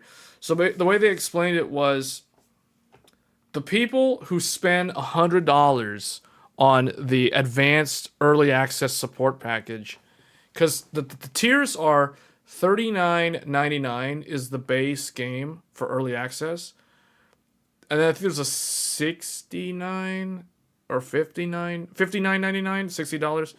So there's a $40, a $60, and a $100. And the people who buy the $100, they get 4 plots. So that means they can make like they can claim like 4 chunks of land in the game. Whereas the people who pay $40 only get 1 plot. And if you have 1 plot, you can't generate like basically the amount of resources that you can crank out on your 1 plot will never be able to keep up with the people who have 4 plots. They literally have 4 times the resources as someone who has 1. You know what I'm saying? So it's basically basic economics. So the people who paid $100 basically will become rich and wealthy within the game very quickly relative to someone who only paid like $40 just because that was like the cheapest way to get the game. So right off the bat, it's pay to win, and they didn't talk about like how to get more plots. So I assume that there'd be like an in-game shop or something where you'd buy additional plots, but they didn't explain how that works. And it was just too many things that sounded really shady. Like, there was another YouTuber that went over the financials of the developer's company, and basically he did some investigation on where, like, how they were funded, and it just seemed very like shady. Like, they had all this money that they were about to run out of because they had to pay all the programmers' salaries over the last 3 or 4 years of making this game. So then they were like, now we're going early access, and the reason why they're going early access, according to the story, it's because they ran out of money to pay the employees. So rather than lay everybody off and fire their staff, they basically launched the game in early access and tried to do a money grab from the general public via selling the early access in like $40, $60, $100 packages. And that's how they plan to, that's how it works. I don't know if that's necessarily shady, but it just seemed kind of like it explains why the game launched so quickly out of nowhere, and but yet they're still calling it early access, which indicates that it's not ready as an actual game. So, yeah, yeah, I don't know. It's sad because I was looking forward to I'm always on the lookout for a game that can challenge the status quo in an innovative way, but also has staying power. It's not going to be like a one-trick pony that shows up and then just kind of fizzles out into obscurity, right? Like, there's so many games that have done that over the years. They basically they claim they're gonna be a World of Warcraft killer. It's a WoW killer. We have the best MMO. It's the most innovative game. If you play our game, you don't need to play World of Warcraft ever again. You know, and it always fails. Like every single time a developer claims that their game is better than World of Warcraft, it always fails. The only reason why Final Fantasy XIV succeeded where so many others failed is because they never tried to beat World of Warcraft.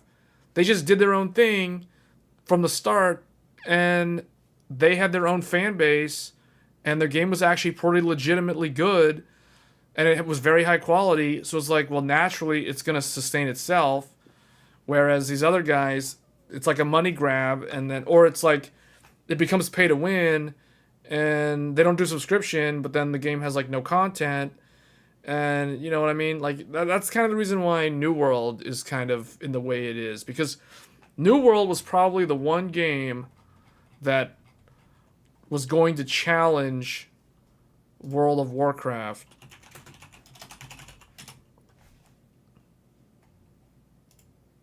New World. This game launched a few years ago. This is the game that was killing people's RTX 3090s. If you guys remember that, this is the game that murdered a whole bunch of 3090s from EVGA, or who I think it was EVGA, right? It was a little capacitor thing on the back. Yeah, this was that game, and it was very lame when it first came out. I was in the open beta test back in 2020 or 2021. I can't remember. But I was in the open beta and I thought the game was cool. The game had a very good combat system for one thing, but then it was just like there was nothing to do. And it was so boring. And as someone who's played Final Fantasy 14, coming over to this, I was like, man, this is like there's nothing to do. It's literally there's nothing to do. There's no story. There's no music. There's like nothing, man. There's like nothing. All you do is you cut down trees and you go hunt deer, and then you pick up random weapons and you level up your weapons abilities. But there's like nothing to do. There's like end game content and it's very stale and repetitive, and there's like no variation. There's no variety. So that's why I never played it for real when it finally came out. But apparently it survived. I don't know how many people are playing it currently. I can check Steam. Let me check Steam. New World. 4,600 people are playing the game right now.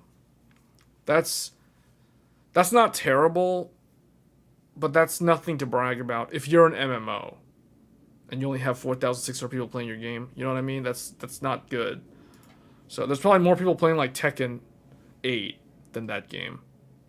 And that's a fighting game. Let me see. Yeah, there's more people playing Tekken 8 than there are playing New World. There's 5,417 people currently playing Tekken 8 versus 4,000. There's like about 1,000 people more playing Tekken than New World, and New World's an MMO. So, wow. Oh man.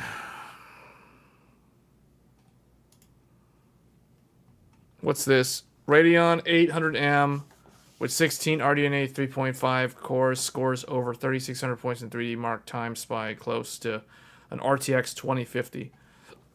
So I don't know what this means. This basically means that what the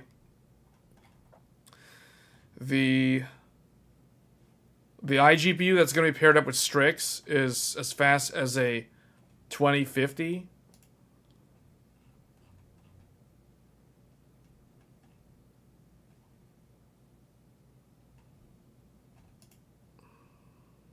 This is the thing that's coming out next month. 3rd gen Ryzen AI with Zen 5. See, the thing that I'm excited to see is this has Zen 5 12 core 24 thread in a monolithic die on a laptop. That's going to be interesting.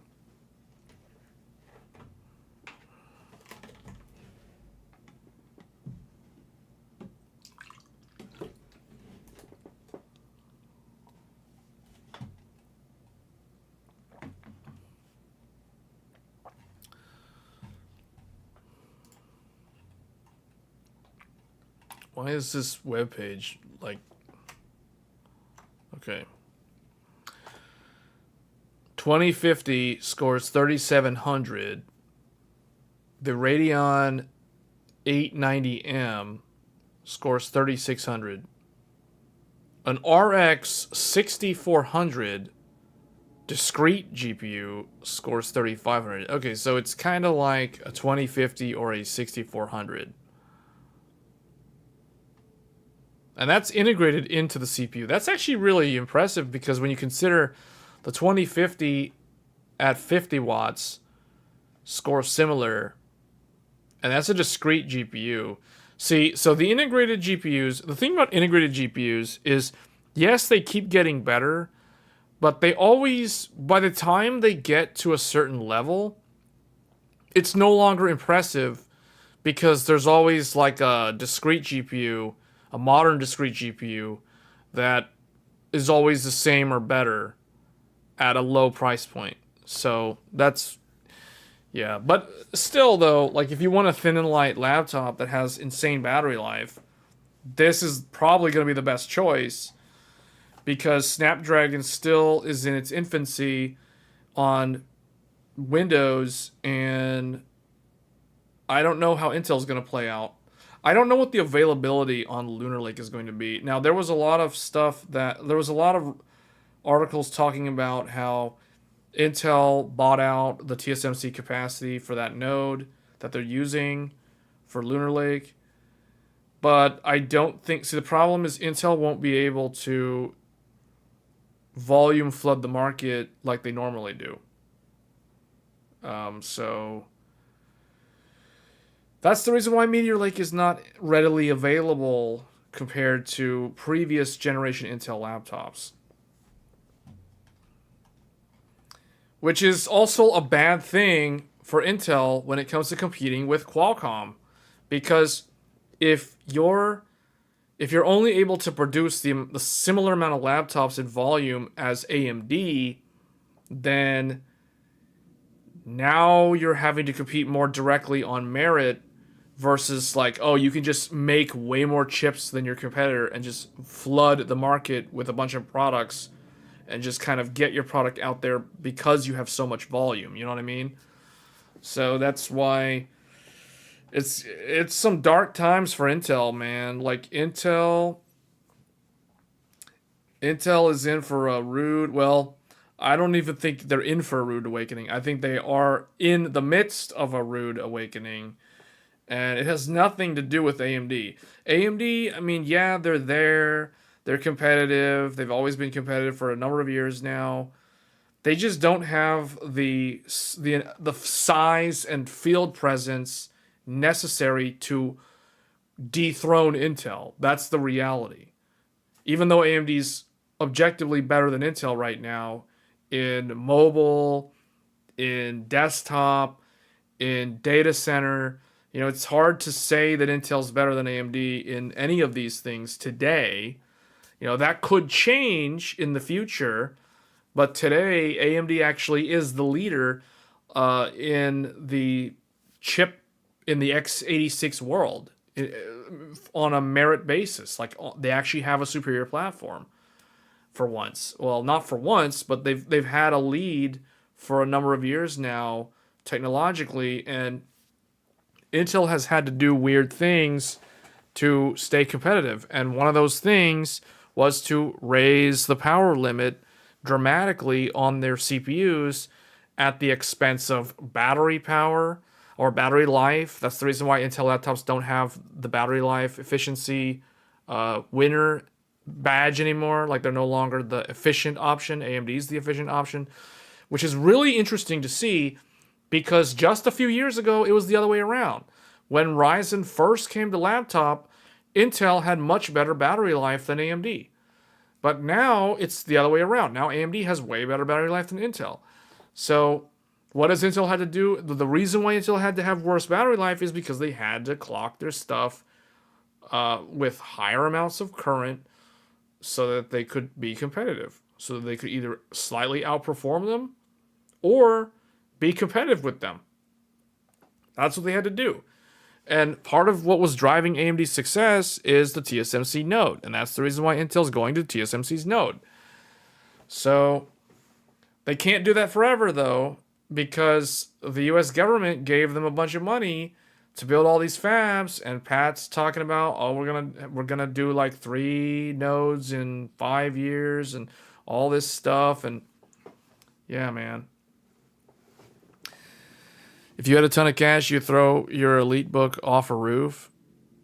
The HP EliteBook? What's wrong with the EliteBook? It just had, what? Is it got like lousy battery life? Or something? Or whatever? It's noisy? The thing I don't like about Intel laptops are they're noisy, man. Those things, the fans run all the time. Oh, 2nd gen i7. Man, that's ancient. That is old. That is super old. Yeah, that's a dinosaur. That's a dinosaur at this point. I bet that thing is really heavy. It's like a thick laptop, isn't it?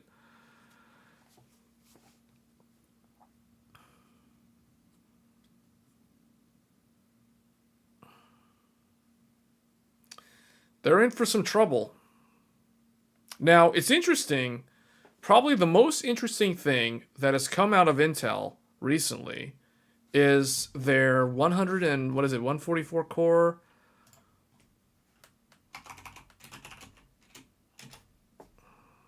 Sierra Forest.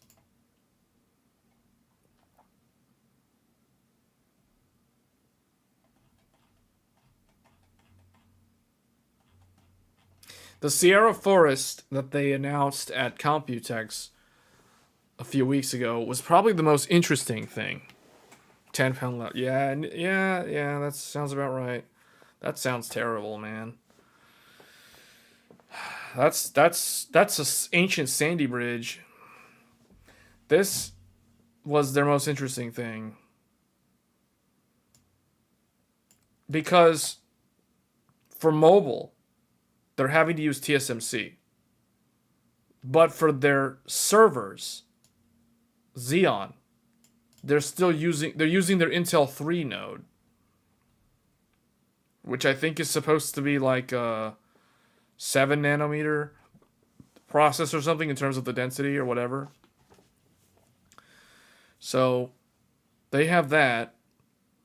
That's actually the thing that I find the most interesting from them. And the reason why they're being very aggressive in the server market is because that is where they have been losing the most money recently due to AMD's inroads and success with the EPYC CPUs. So they really want to change that narrative before it gets out of control, because AMD's like up to almost 1/3. They're at like 30% now. In 4 years, or is it 4 years, or is it 3 years? 3 to 4 years, and AMD's gained 30% market share from 0. That's huge. So, and remember the threat from the ARM CPU. They claim 50% Windows desktop or Windows consumer market share in 5 years. Can you imagine how scary that sounds to Intel, who has been continuing to lose market share to AMD in data center? And now you have Qualcomm or whoever, the ARM. I'm just gonna say like Snapdragon or whatever, saying that they're gonna take 50% of the Windows market share in client in 5 years. Because you know who's gonna lose the most market share from that? It's not AMD, it's Intel, because Intel already has the most market share. So they're the ones that are gonna lose the biggest part of that pie. AMD will lose some of it, but I think it'll be nothing compared to what Intel can lose. So these guys are in some big trouble. And I don't know what they're going to do. It'll be interesting to see what Arrow Lake does on desktop. Because they've already kind of... Intel's reputation due to the 13900K. Actually, it's really the 14900K, not so much the 1300K, but it can happen. The stability issues. Actually, that's what I wanted to talk about regarding Intel.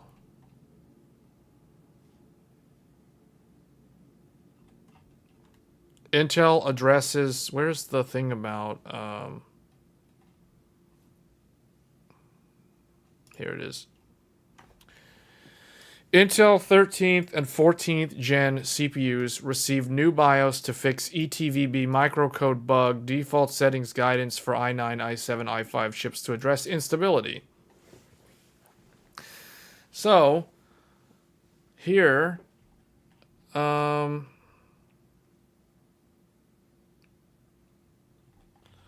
was some talk about something internal where they were saying how they were finding that there was actual damage, irreversible damage to the processor due to the high current draw and combined with the high temperatures. Intel analysis. Okay, so what does this say? This is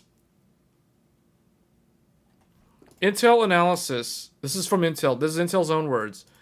Intel analysis has determined a confirmed contributing factor to the instability reports on the Intel 13th and 14th gen K-SKU desktop processors is elevated voltage input to the processor due to previous BIOS settings, which allow the processor to operate at turbo frequencies and voltages even while the processor is at a high temperature. So, this is basically Intel repeating what I said or what I observed when I first did my own initial evaluation of the 13900K compared with a 7950X. So if you guys saw, I did a video back when the 13900K was new. It was literally a month newer than this. This thing had been on the market for about a month. So I did a video. It was DaVinci Resolve side-by-side rendering comparison between Intel and AMD 13900K with a Z790 Aorus Master with DDR5 versus 7950X with a X670E Aorus Master. So the exact same motherboard, just different socket. Both are from Gigabyte. Both cost the same amount of money. And the same exact RAM, the DDR5 SKU, running at the same exact speed, which was 6,000 or whatever the speed was. It's in the video at the time. 64 gigs on both CPUs. Intel shot up to 100 degrees in like 2 seconds, and it was thermal throttling. Hardware Info was complaining about thermal throttling, and I remember when I saw that, I was like, I don't think I can use this as a video editing machine because of these high temperatures. And now, granted, the AMD CPU did run hot too. The AMD CPU took longer though. The AMD CPU, you literally have to loop. You have to do like a Cinebench loop for 10 minutes to see the AMD CPU shoot up to 95 Celsius, and it would stay there and would level off. It would kind of vary between 90 and 95 Celsius, and it would keep turboing. But the thing is, with the AMD CPU, never once did Hardware Info tell me that it was thermal throttling, because remember, AMD's CPU is designed to target.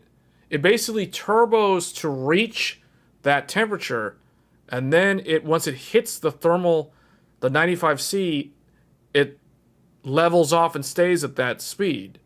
It hits that speed. It basically flatlines and stays there.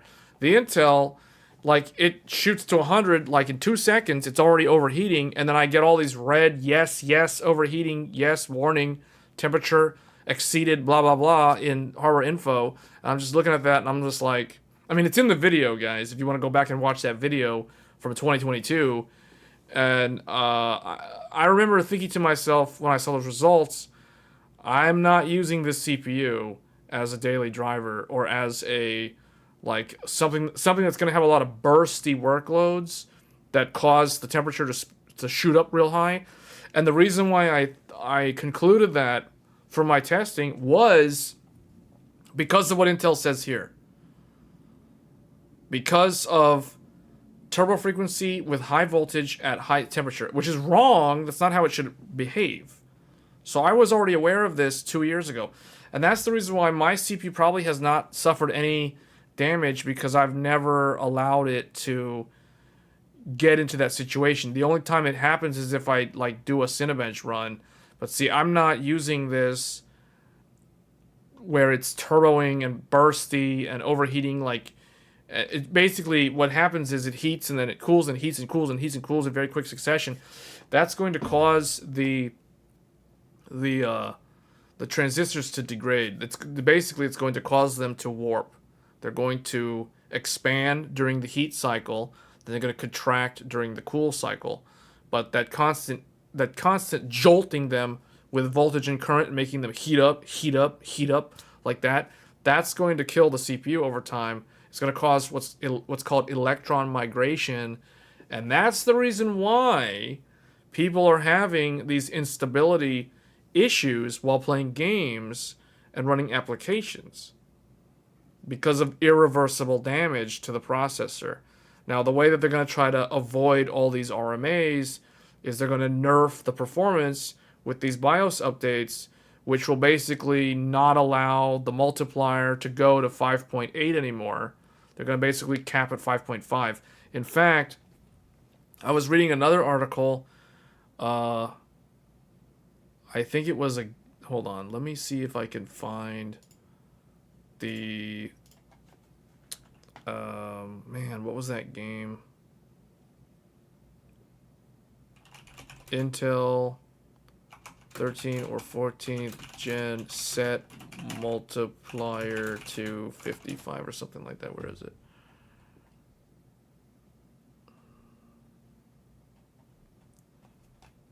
There's actually a game on Steam that literally tells people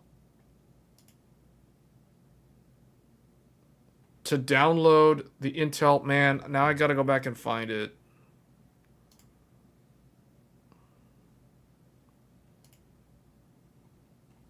Was it in PAX Day? Maybe it was PAX Day.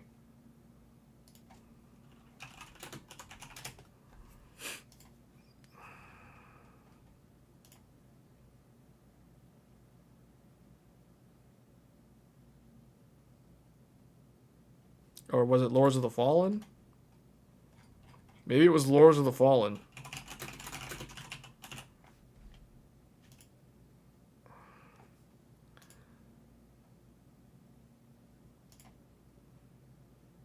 Yeah, it was Lords of the Fallen on Steam. Okay, first of all, check this out. Look at this. Look at this post, though, on Intel's support forums. I have a problem with older games, specifically Minecraft and Star Wars Old Republic. Both of these games crash. Minecraft when I log into the world, and SWTOR when I log in from the launcher. Specs are 1400K, 3090 Ti. Oh my god, do you see this? This combination in the summer is a sauna, dude. Like, who would game with this setup? Especially in the South. Like, if you live near the equator and you use this as your gaming PC, I am so sorry. I am so sorry. That sounds terrible. 128 gigs running at 4,000. And guess what? This is DDR5. And only because I was testing the RAM in case it was to cause my problem. Yeah, or actually, no, this is DDR4, isn't this? No, DDR5, DDR5. Yeah, you know what? You can't run 128 gigs on an Intel above 4,800. You can do 4,800, though. This guy downclocked it from 4,800 to that. Gigabyte X or Z 790 or this is a what? Maybe he's from Greenland. Maybe, but see, like, this is what I'm talking about. Now, look at. Hold on. Lords of the Fallen Steam. Lords of the Fallen. Let's go to the community hub. Let's go to the discussion. Alright, check this out.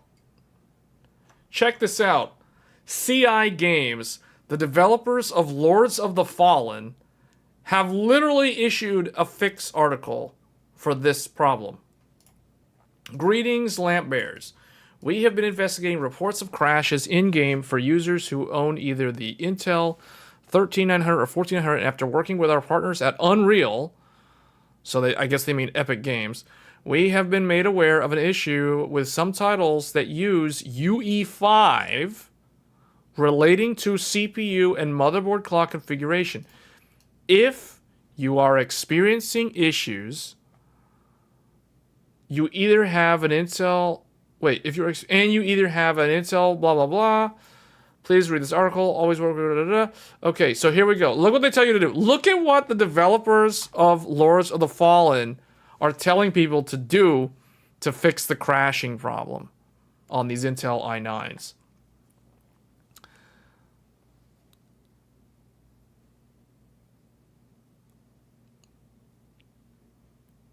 Look at this. Download and install Intel Extreme Tuning Utility. You can download it here. Once it has finished downloading, run the installer and proceed with the installation steps. If it asks for admin privileges, say yes. Once the setup finishes, restart your computer. Configure the P cores. Here we go. Configure the P cores. Okay, now you're ready to start using XTU to fix your crashes. Open XTU, double click, blah blah blah. Open the software. Okay, look at this. Look what they're telling them to do. Look at what they're telling them to do. Look at what they're telling them to do. This is hilarious. Performance core ratio. Change the following option. Performance core ratio and set it to 52x and hit the apply button. Do you know what this means? Do you know what the developers of Lords of the Fallen are telling gamers with a 13 or 14th gen CPU or i9 to do? They're telling them to underclock their CPU. For those that don't know what this is, this literally means 5.2 gigahertz max. They're telling the gamers to decrease the performance of their CPU. Underclock the CPU. So, and then hit the apply button. To confirm that the setting that has been correctly applied, advanced, okay, yeah. Okay, if not, set all in to 52 again, apply again. Okay, try to play your game. After applying the settings, you can now... Okay, first of all, dude, this means that this thing... I'm going to actually try this. I want to see what happens. I might actually make a video about this, because it's been a while since I've done anything. I mean, I made that one video... about how to fix... So I have a video on how to fix this problem, and it has nothing to do with, like, downclocking the ratio. However, my solution requires viewers to go into the BIOS, and not everybody is comfortable doing that. So, because it's more advanced, this the reason why these guys are telling them, these guys are making them basically download Intel's overclocking utility and basically underclock the CPU, not overclock. So they're actually reducing the performance because the Intel ratio, the default ratio, for those that don't know, actually, let's see, does anybody in the chat know? Because I know the answer. This is the sort of question that I ask people at Micro Center. So now I'm going to ask the chat, what is the default multiplier? What is the default performance core ratio for the Intel CPU? All right, Met says 55x. Wait, what was the thing earlier about 32 gig what? RAM capacity isn't only about the FPS? Wait, what? A lot of people who create gaming desktops have the incorrect belief. The more you add RAM, the more you get higher FPS without knowing beyond a point yet. Yeah, no, that's true. Yeah. The RAM is not so well, we talked about that. So, okay. The default all core is 55x. However, that's not the maximum. That's not the maximum default. It's actually 58x. 58x is the high. So here's the difference, guys. The difference between a Ryzen 9 7950X and a Intel 13 and 14 900K, because they literally have the exact same spec. The difference in the single thread boost multiplier is 100 megahertz. This one is 57x. This one is 58x. So 58x was the answer I was looking for, not 55. 55 is the all core though. So, but yeah, in general, the problem is when they are under full load, they get crashes. So the most common scenario is shader compilation. I cannot tell you how many threads on Steam I have read where people are complaining about their PC crashing and blue screening, or the game just crashes, it closes out, or hard freezes. And they always say it happens when they're loading the game for the first time. And you know what that is? Shader compilation. And you know what shader compilation does? Fully loads the CPU. It uses all cores and threads of a CPU. So the lower number of cores and threads you have, the longer your shader compile time will be. The more cores and threads you have, the faster your shader compilation will be. This is the reason why when I play a game on Threadripper, I don't have to wait for shader compilation. It literally takes seconds. Threadripper fires up all 24 cores, and they're all 24 performance cores. There's none of this nonsense E-core, P-core. It's 24 P cores on Threadripper, and they all have SMT. So that means they do the Dragon Ball Z split form. So I have 48 threads, and 48 threads all load up to 100%. And it doesn't matter if it's The Last of Us Part 1 or Star Wars Jedi Survivor or Hogwarts Legacy or Lords of the Fallen. Shader compile, done like that. Load all 48 threads, watch that loading bar, watch that compile shader go, done like that. None of this.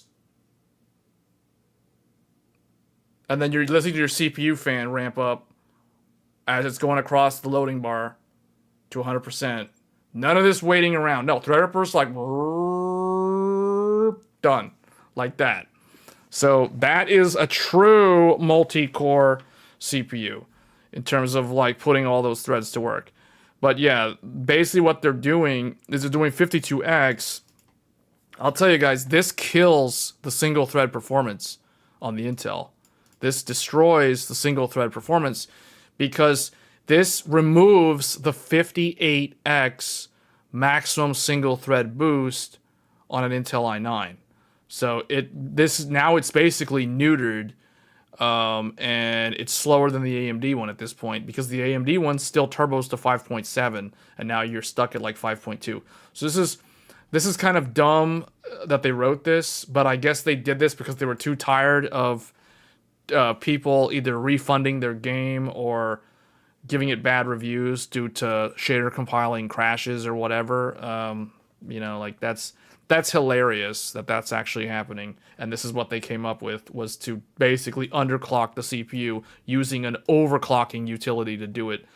That's laughable.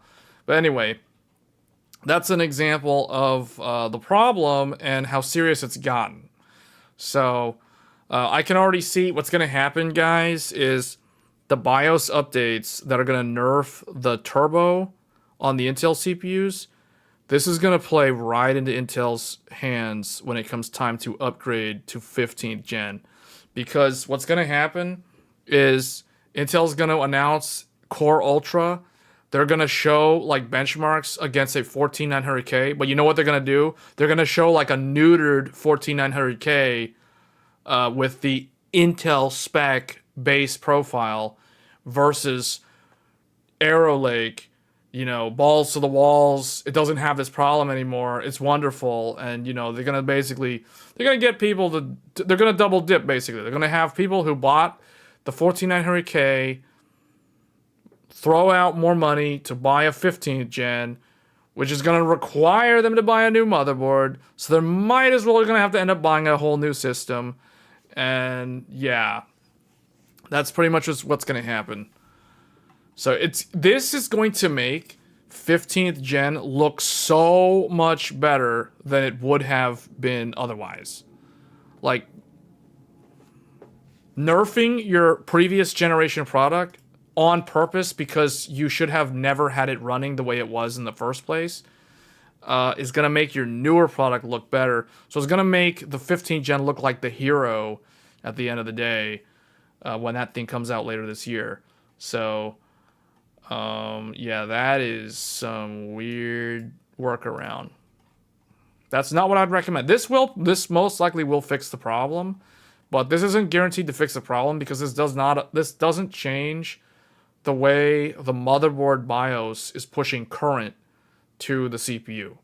So if the BIOS is not updated, then it could still be overvolting the CPU and pushing too much current on those 5.2 gigahertz loads. So yeah, that's not good. I almost want to try this now. I want to try to like manually underclock my 1300K to 5.2 gigahertz, and then basically cap it so it can't boost above that, and then see what happens to the performance. They're gonna pull an Apple, intentionally patch nerf battery life. Yeah, oh man, yeah. That sounds, yeah. That's one way to do it. There's gonna be a lot of marketing on the new Intel Core Ultra for desktop. Maybe not a super amount. I think they're still gonna do it though. They're still gonna make it look a whole lot better than 14th gen. I will say this again. I said this on a previous live stream. You guys are aware 13th gen is EOL. This is no longer being manufactured. Just FYI, because this is the new 13th gen. So, but Intel is still making 12th gen. So you can still find brand new batches of 12900K and all the 12 series parts alongside 14th gen. But you will no longer find 13th gen. So, like, for example, if you guys check, I'll just use an example here. Let's see. let me find an example here.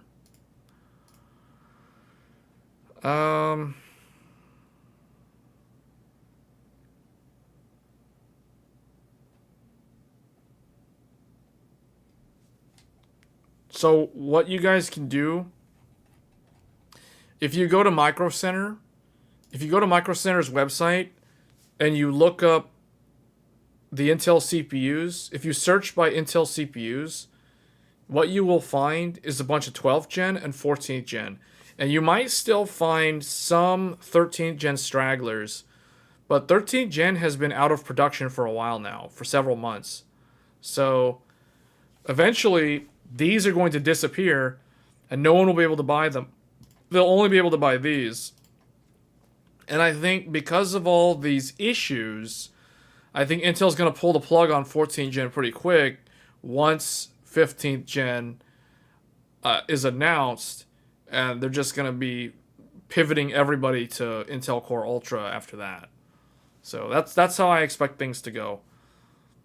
The reason why, someone might ask, why is Alder Lake still manufactured? Like, why are they still doing 12th gen? That's because of the data center.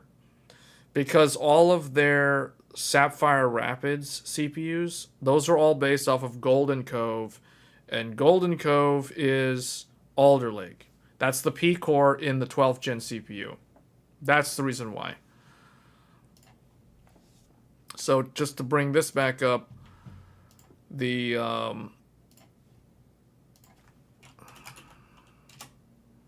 wait.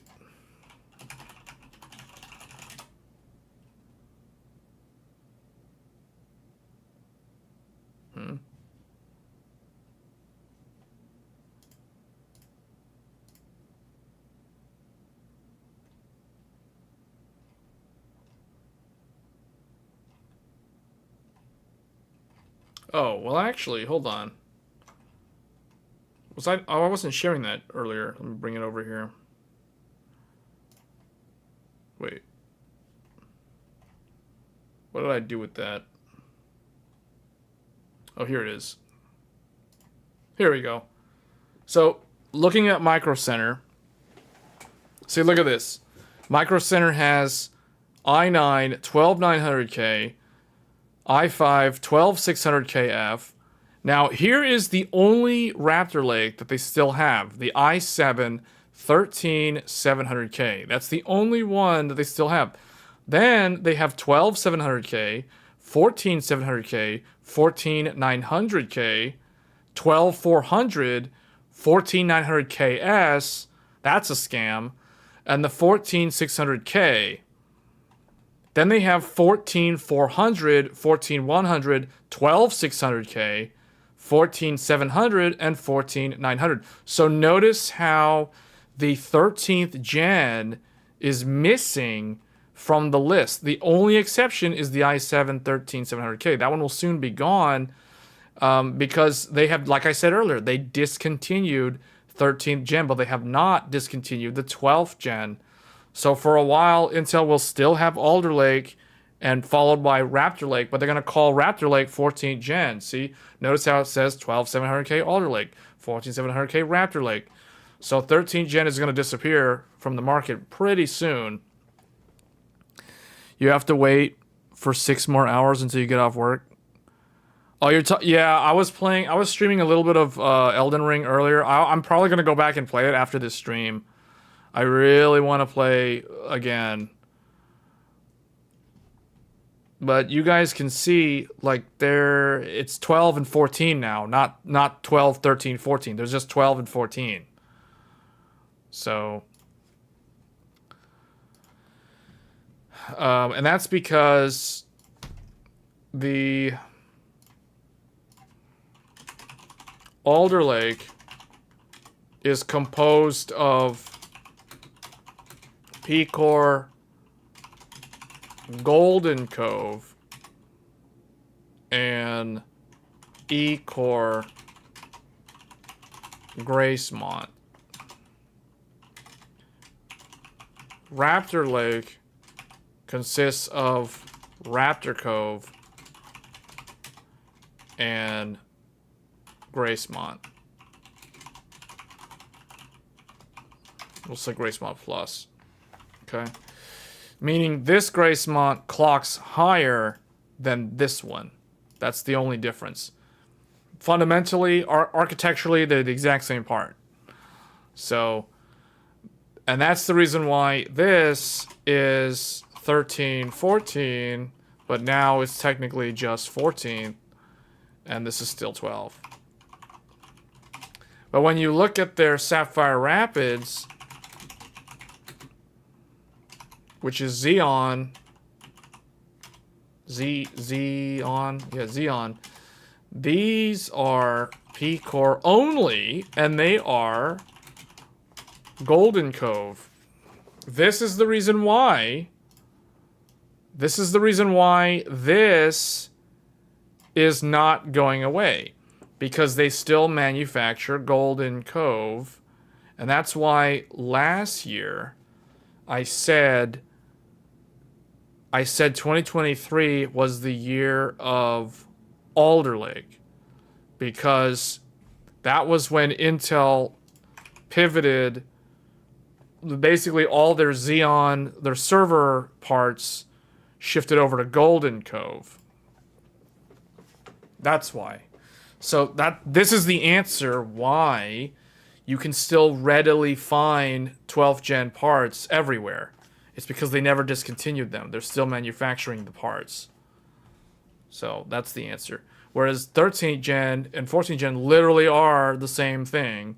And that's the reason why I tell people don't buy 14th gen if you are on an older Intel platform, because you're better off waiting, regardless of what your opinion is of AMD, because I still think AMD is worth considering, especially on the efficiency piece. But if you're hell-bent on buying Intel CPUs for whatever reason, you're an Intel fanboy, or you have specific... Now, the more realistic reason, the more objective reason, would be there's some kind of incompatibility with some certain software application that you use that's very old, and it wasn't written for like Opteron or something, and it has to use Xeon, stuff like that. That would be one reason why you would go with an Intel CPU for a specific reason like that, though. Not because you think that Intel is good or whatever, because that's not actually true. You know, that's like an opinionated statement. So, but that being said, you're doing yourself a disservice if you're buying 14th gen now, because you're literally buying. So here's the kicker. This is a 2022 part. This is a 2021 part. So this is actually the reason why I tell people don't buy 14th gen if you're buying an Intel, if you're building an Intel based CPU this year.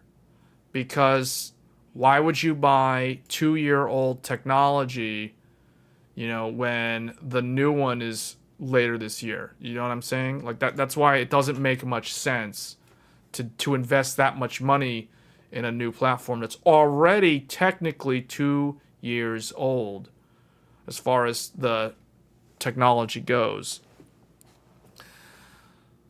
You need a 9950X3D and RTX 5090 and you're happy this year? Yeah, I don't know if, man, I talked about the GPU stuff from NVIDIA last week. That was a huge section of last week's live stream. I even turned it into its own clipped video. So if you haven't checked out the clipped video, I don't know how much I said is going to come true. Maybe none of it comes true. Or maybe only partially it's correct or whatever. But NVIDIA could do some interesting things with Blackwell. And I still feel there's a chance that the 5090 ends up being a 448-bit part if those rumors are true. Now, we aren't getting any 512-bit. That I know. We're definitely not getting a 512-bit part for consumer. However, that doesn't mean that we can't get a 448. And the reason why I think this could be true is because if NVIDIA goes with a 384-bit part and calls that a 5090, I don't know if they can justify the price point if it's not, you know, like if it's not hitting the amount of percentage gain that you expect from them from a 90 class to a 90 class. So that's the reason why I kind of think that they need to scale up the bus width a bit for the next generation if they really want to maintain their key objective in terms of performance uplift from generation to generation. So, or to upgrade an existing i3 or i5 12 gen. Yeah, but I don't understand. See, the thing, I don't really buy those arguments, like upgrade an existing i3 or i5 12 gen. The reason why I don't really think that's applicable is because, first of all, why would somebody get an i3 to start? Second of all, if it's a pre-built with an i3 in it, the motherboard probably doesn't have a VRM to handle an i9. So there's that. So keep that in mind. So, because I'll tell you guys, people who buy pre-builts that have i3s in them, those motherboards don't have heat sinks on the VRM.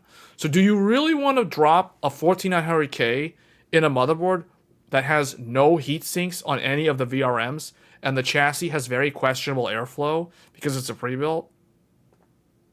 That's the reason why I don't buy those arguments. Like if somebody bought an i3, why didn't they just get an i5 at the start? And the difference between an i5 and an i7 in gaming is like barely anything now. So, drop an i9 to make popcorn? Yeah, exactly. I mean, I guess. I mean, but yeah, like that's why. Anytime someone says, "Oh, if they have an i3, they can upgrade to an i9," well, technically, but realistically, it's like technically, I'm nodding my head saying, "Yeah, you could technically do that. The socket's the same," but realistically, in terms of safety and reliability, I'm doing more like this. If somebody started with a pre-built with an i3, I'm not going to tell them to upgrade to an i9. Maybe an i7, but definitely not an i9.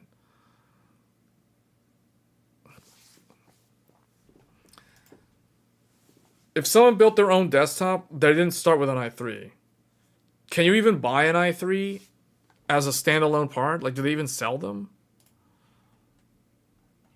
Like, looking at this. Okay, you can get like a 14100, an i3 14100, but most of the time, if somebody, like, here's the thing, you got to keep this in mind. If somebody bought this, do you really think they paired this up with a $300, $400 motherboard with a really good VRM? Probably not. So they're already looking at an entire new build. You see what I'm saying? So the point is, if somebody has an i3 today with some ghetto motherboard, for lack of a better word, they're better off waiting and just upgrading to 15th gen and buy a whole new motherboard and just start over again. See? So it basically defeats the whole argument of like upgradability on an Intel platform. This is why Intel platforms are always kind of retarded when it comes to like socket longevity, because by the time you actually could get a decent uplift, usually the person who has a low-end i3, they have a really ghetto motherboard and it can't support an i9 safely. There'll be some eyebrows raised running a i9 in a motherboard that started with an i3. You know what I'm saying? And Marcelo's saying like the PSU would become the problem first. Yeah, it could. Well, I don't know about the PSU. It depends. See, this is why this is so problematic. Like, I'm telling you guys, speccing out an Intel build, you always start off. You don't upgrade, is what I'm saying. Like, you literally don't upgrade. Unless you start with like an i7 or like a 12900K, maybe it's worth upgrading to a CPU that could have a short lifespan. But is it really worth it? I don't know, man. Like, that to me, that sounds kind of weird. you basically have to run it in base spec and limit the current, and then at that point it's already not performing well in multi-thread. Like, there's too many stupid problems with this.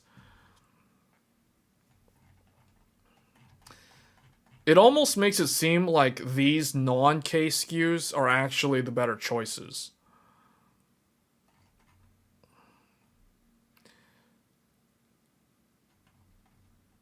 So 12400 also was kind of a dumb CPU. Like, I don't understand why people thought this was a good idea. Like, people who are recommending people 12400, I don't understand why they're recommending this. Like, why recommend this when you can just get the K SKU? Like, why not the 12600K? Like, why even bother with a 12400F when you can just get the 12600K? You know, like, I don't understand that. I literally don't understand that. Like, these don't make any sense compared to the K SKU because they have locked multipliers. Like, you can't do anything with this. Like, the alternative would be like, what, the AMD one? The funny thing with the AMD one, though, is they're not locked down. So literally you can buy a non-X SKU like this and you can still overclock it. Like you can still overclock this. You can still overclock, you can still raise the power limit. So, like, if I was gonna build like a budget AMD system on the cheap, I would get like this thing. See, to me, here's the thing. To me, the AMD ones are way easier to upgrade later on. The Intel ones have too many question marks. There's too many question marks about the power supply, the motherboard that it started with, you know, like all that kind of stuff, the VRM, etc. The AMD one, nobody cares because the VRMs are all pretty much good to go no matter what. Now, like, if I started with this thing already comes with the Wraith Prism cooler, so I don't have to buy a cooler. I just slap this thing on a 65 watt TDP and we're good to go. Then if I want to upgrade to Zen 5, I just update the BIOS, buy the Zen 5, put the Zen 5 in here. The Zen 5 is also 65 watts and it's X SKU. So I don't have to, I still didn't have to change my motherboard. I didn't have to change my cooler. I could still run a stock cooler. You know what I'm saying? Like, to me, the AMD ones are just way more upgrade friendly because of the different options. Like, the Intel ones, you're kind of locked in, or you're compromising. You're either compromising on something when you shouldn't be at the start, or you are kind of gimping the overall package long term. That's how I feel when it comes to like Intel builds. Is the Meg A still good? Yes, you don't have to do anything. It's still good. You just make sure you update the BIOS.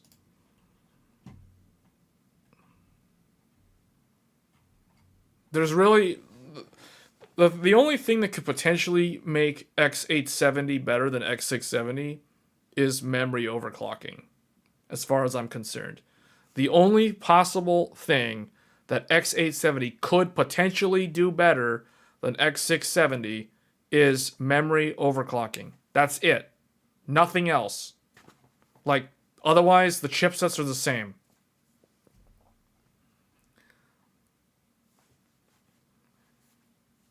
Core Ultra 69 because 69 nice. Bigger number, better. The new Intel CPUs, it won't be an i9. Yeah, it will. Yeah, there's no more i.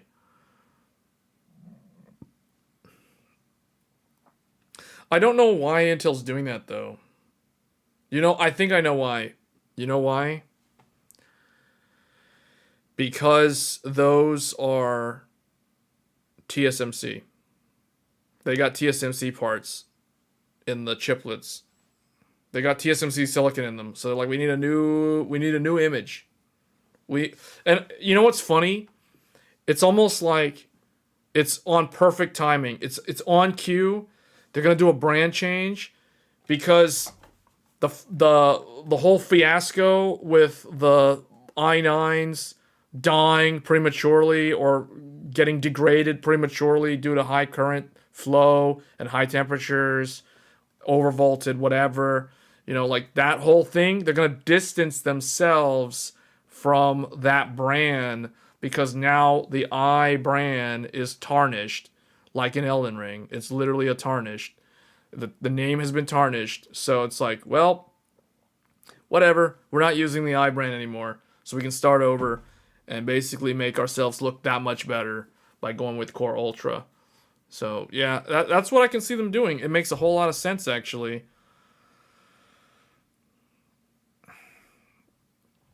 But yeah, the wait for Zen 5 is like, man, I really want to play around. You know what, guys? I'm leaning more toward an 8-core Zen 5. I don't know yet, because I know it's going to be a lot cheaper than a 16-core.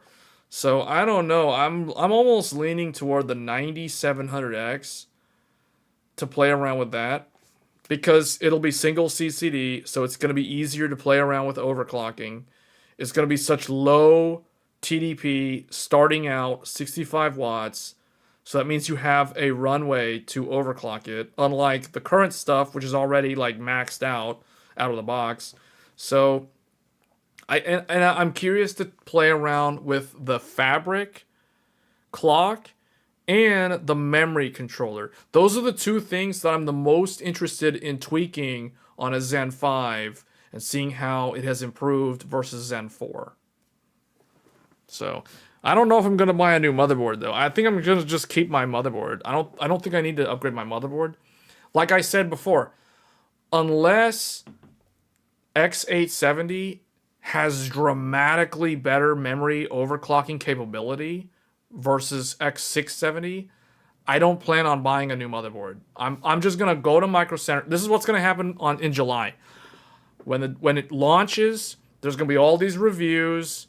You know, unfortunately, I don't get a sample, so I don't have a review on review day, but I'm gonna go buy one and I'll do my own review, but I have to buy a retail sample, not an engineering sample. I'm gonna buy a real sample from Micro Center on launch day, do my own test, and then I'll make my own video review that you guys can watch later. But the thing is, I'm probably gonna get a Ryzen 7 instead of a Ryzen 9 because I just think it's such a easy upgrade. You know what I'm saying? Like, it's like you just buy the chip. It's 65 watts, which means it's probably going to come with the Wraith Prism cooler, which is like one of the best coolers for a stock cooler. And just play around with that, and then put a big cooler on there, like an AIO or a big Noctua or something, and then test some differences. See if it boosts differently. It probably will. I don't know. Who knows? It's 65 watts. So, and then try overclocking it with Curve Optimizer and see what it does. And also, I want to try to play around with the fabric, the F clock, and see what you can do with Gear 2 mode. And the other thing, too, that I need to look for is higher speed DDR5. Because the thing about DDR5 is I don't even think there's speeds that can hit the maximum for the F clock ratio. You know what I'm saying? So what I need to find is, see, like the fastest DDR5 right now is this. 8400. This isn't fast enough. This isn't even fast enough. I need 9600 DDR5. So I'm probably going to have to use this and overclock this to 9600 if it'll even do it. That's the problem. I'm not even going to buy this. I'm just going to use I'll show you guys what RAM I have that I'm going to use. So just so you guys know, if anybody was wondering, this is the RAM that I currently use with the 7800X3D and the 7950X3D. So if you guys watch my recent DDR5 videos where I show 8000 DDR5 on Ryzen 4, on Zen 4, I have two sets of these. One is with the 7800X3D. The other is with the 7950X3D. And they work perfectly. You just load the XMP profile, set VSOC to 1.2 volts, and that's it. It's so easy. Just like the video shows. But I'm going to try to overclock this RAM all the way up to 9600. See, I don't know. I'm pretty sure I'm going to hit some limit. Like, either the RAM won't be able to do it, or the motherboard can't support the ratio, or I don't think it'll be the CPU. I'm pretty sure the Zen 5 CPU can easily get 9600 on the memory controller, because you're going to be in Gear 2. So if you do the math, here's the thing. Let's get rid of all this stuff. So look at this. So Zen 4 was F clock equals 2000 megahertz. U clock equal M clock implies Gear 1. U clock equals half M clock.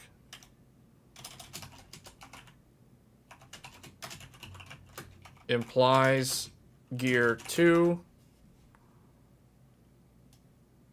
Now, let's talk about theoretical maximums. So, U clock equals, was it 3000? Yeah, 3000 megahertz equals M clock. Well, let's just do this. M clock equals 3000 megahertz. This is Gear 1. That's Gear 1. But for Gear 2, F clock equals 2000 still.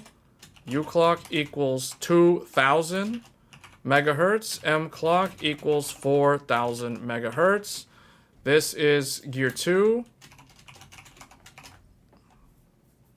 So, now we're going to try to figure out the theoreticals for Zen 5.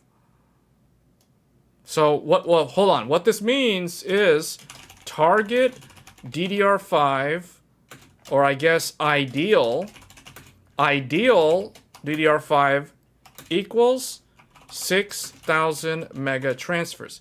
Now, Gear 2, ideal DDR5 equals 8000 mega transfers. I've done the math for you. This is the reason why I say 6000 Gear 1 or 8000 Gear 2 are the only memory speeds that actually matter for a Zen 4 CPU. Now let's do theoreticals for Zen 5. Check out my video. It's super easy. Check out my video on DDR5 8000. It's like from a month or two ago. So Zen 5 theoreticals. If all the rumors are true, F clock is, let's assume for all intents and purposes, 2400, because this is what 8700G could be overclocked to. Phoronix showed it. So we're going to assume 2400 as the F clock. Now we have to do the math. U clock, I don't know. Gear 1, I don't know. So here's the thing, guys. I actually don't know what the ideal Gear 1 is. I don't know the ideal. So ideal DDR5 Gear 1 is currently unknown. It's currently unknown what the target ideal DDR5 speed will be for Zen 5. However, we do know the Gear 2 ideal speed, and we can figure that out from the math. F clock equals 2400 megahertz. U clock equals 2400 megahertz. M clock equals 4800 megahertz. Therefore, if you do the math, the ideal DDR5 speed for Gear 2 is 9,600 mega transfers. So this should be a very easy to reach speed for a Zen 5 configuration. Now, what that means is the limiting factor. So, and keep in mind, think about it. It makes a whole lot of sense because the U clock is only running at 2400. Guys, look at that. The U clock on the Zen 5 is running slower than the U clock was in Gear 1 on a Zen 4. This is the reason why this is easily doable on a Zen 5 CPU, because all the stress is actually on the DDR5 and the motherboard itself being able to support the wire traces for signal integrity at these frequencies.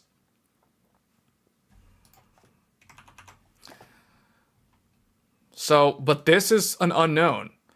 We won't know this until the part actually launches. So this will be interesting to see if this actually, because see, what does this mean? Like if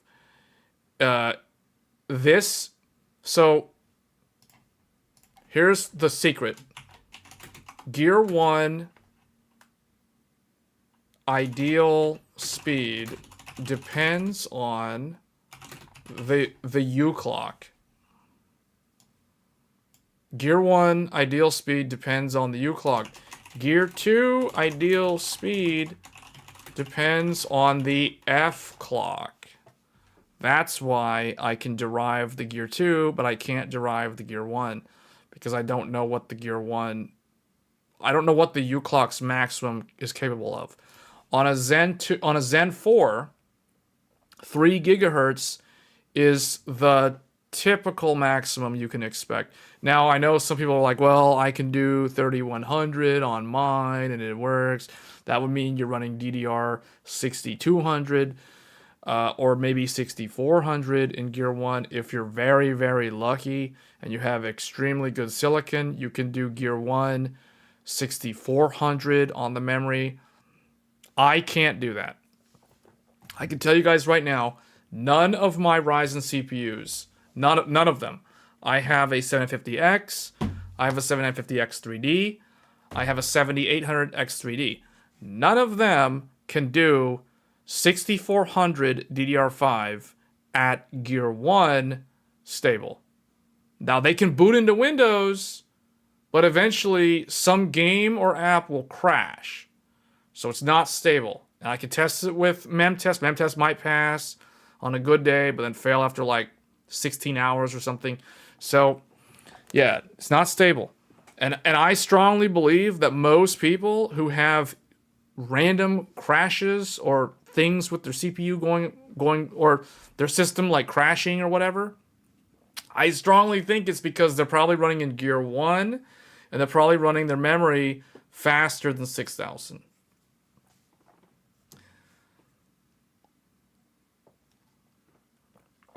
You're running 64 on Gear 1 on the worst motherboard? Well, then you won the silicon lottery because I can't do that. I can't do that. I've tested 3 different motherboards, 3 different CPUs. Put the different CPUs in different motherboards. Can't do it. It's not stable. So I do 3000 for 6000, or I do Gear 2 6400. And it's actually not that bad. Gear 2, see, a lot of people think that if you run your RAM in Gear 2, it's bad. It's actually not that bad. If you do the IDA 64 memory benchmark test, and you test Gear 2 versus Gear 1 at the same speed, at, for example, like 6000 Gear 1 versus 6000 Gear 2, where your U clock is only 1500, it's actually not that different. You do lose some performance, but it is so negligible that the peace of mind that you get from the stability of Gear 2 is just like, it's a no-brainer as far as I'm concerned.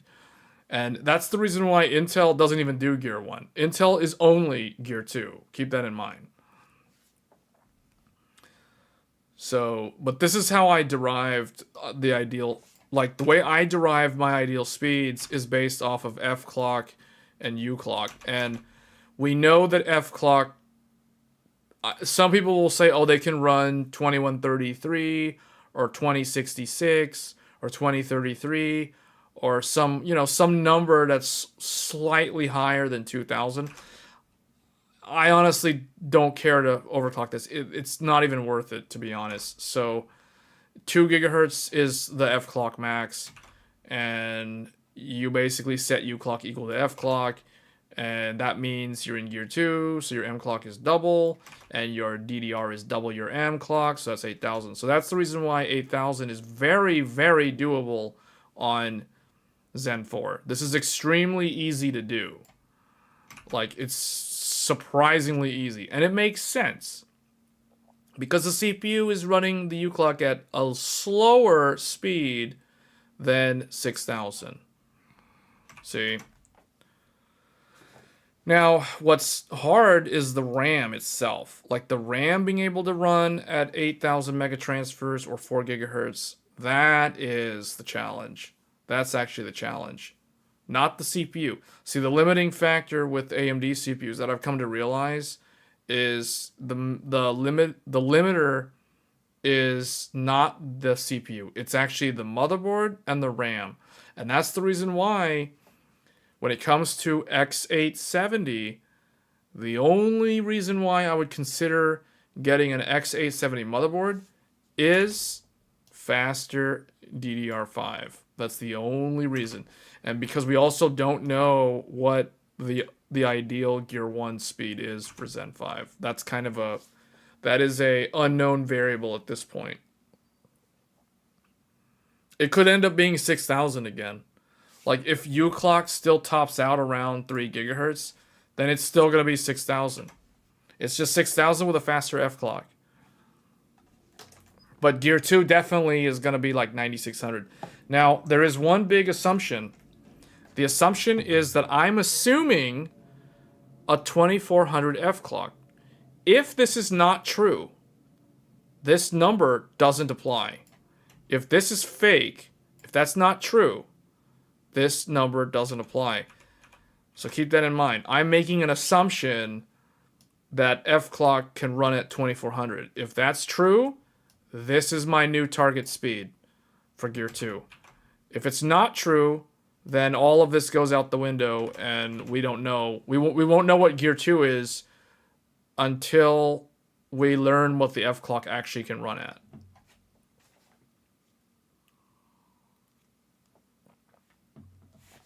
All right, guys. I think that's going to be it for this Tech Thursday episode. I don't know what else. Let me see. I don't think there's anything else to talk about. I wasn't expecting to talk about Zen 5 again, but somehow we went from Qualcomm to Arrow Lake and Lunar Lake, and then somehow to the 14th gen crashes to that.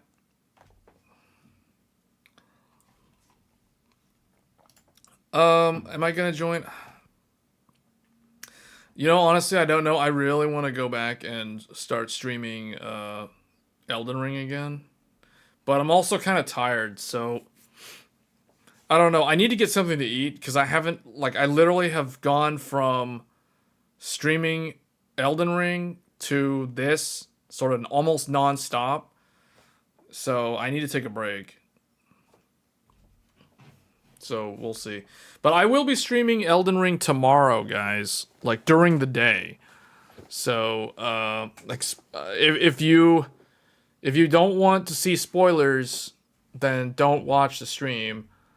Otherwise, if you don't care, then if you want to come by and just hang out and discuss random tech-related things like Blackwell, Battle Mage, RDNA 4, because those are the things that we didn't talk about. And that's because we know nothing about Battle Mage and RDNA 4 at this point. Or we know so little about those two things that, yeah. So, anyway, that's going to be for Tech Thursday, episode 65. If you're new to the channel and you recently subscribed, thanks for subscribing. It makes me feel like you guys like the content. That being said, I do plan on doing my own review of Zen 5 once it's released to market. I don't think I'm going to buy a motherboard. I don't know if I need one. Like I said, it's going to come down to whether or not there's actual feasible improvements or tangible improvements to the DDR5. Otherwise, stay tuned for more Shadow of the Erdtree coming soon, and then we'll be back next Thursday with the next episode of Tech Thursdays, and it's probably going to be related to motherboards at this point. We're probably going to start doing some deep dive on chipsets and the history of the motherboards, like the different chipsets for like Bulldozer, for Intel Sandy Bridge, and how they kind of changed over the years, and then also the HEDT chipset and how those have been kind of segmented differently. Can you talk about tech and fight a boss at the same time? I don't know about fighting a boss, but if I'm exploring the world, I can talk about tech. But yeah, I don't know about a boss fight. The bosses in Shadow of the Erdtree hit pretty hard if you were watching it earlier. So I'm still kind of I don't know. And you can't really outlevel the content either. You have to basically learn the fight and progress at a slower pace than you could in the base game, which is interesting, but it actually makes the gameplay a lot like Sekiro in that regard, in terms of the progression system. So anyway, guys, that's it for Tech Thursdays. I'll catch you guys next week. And until then, take care and see you then.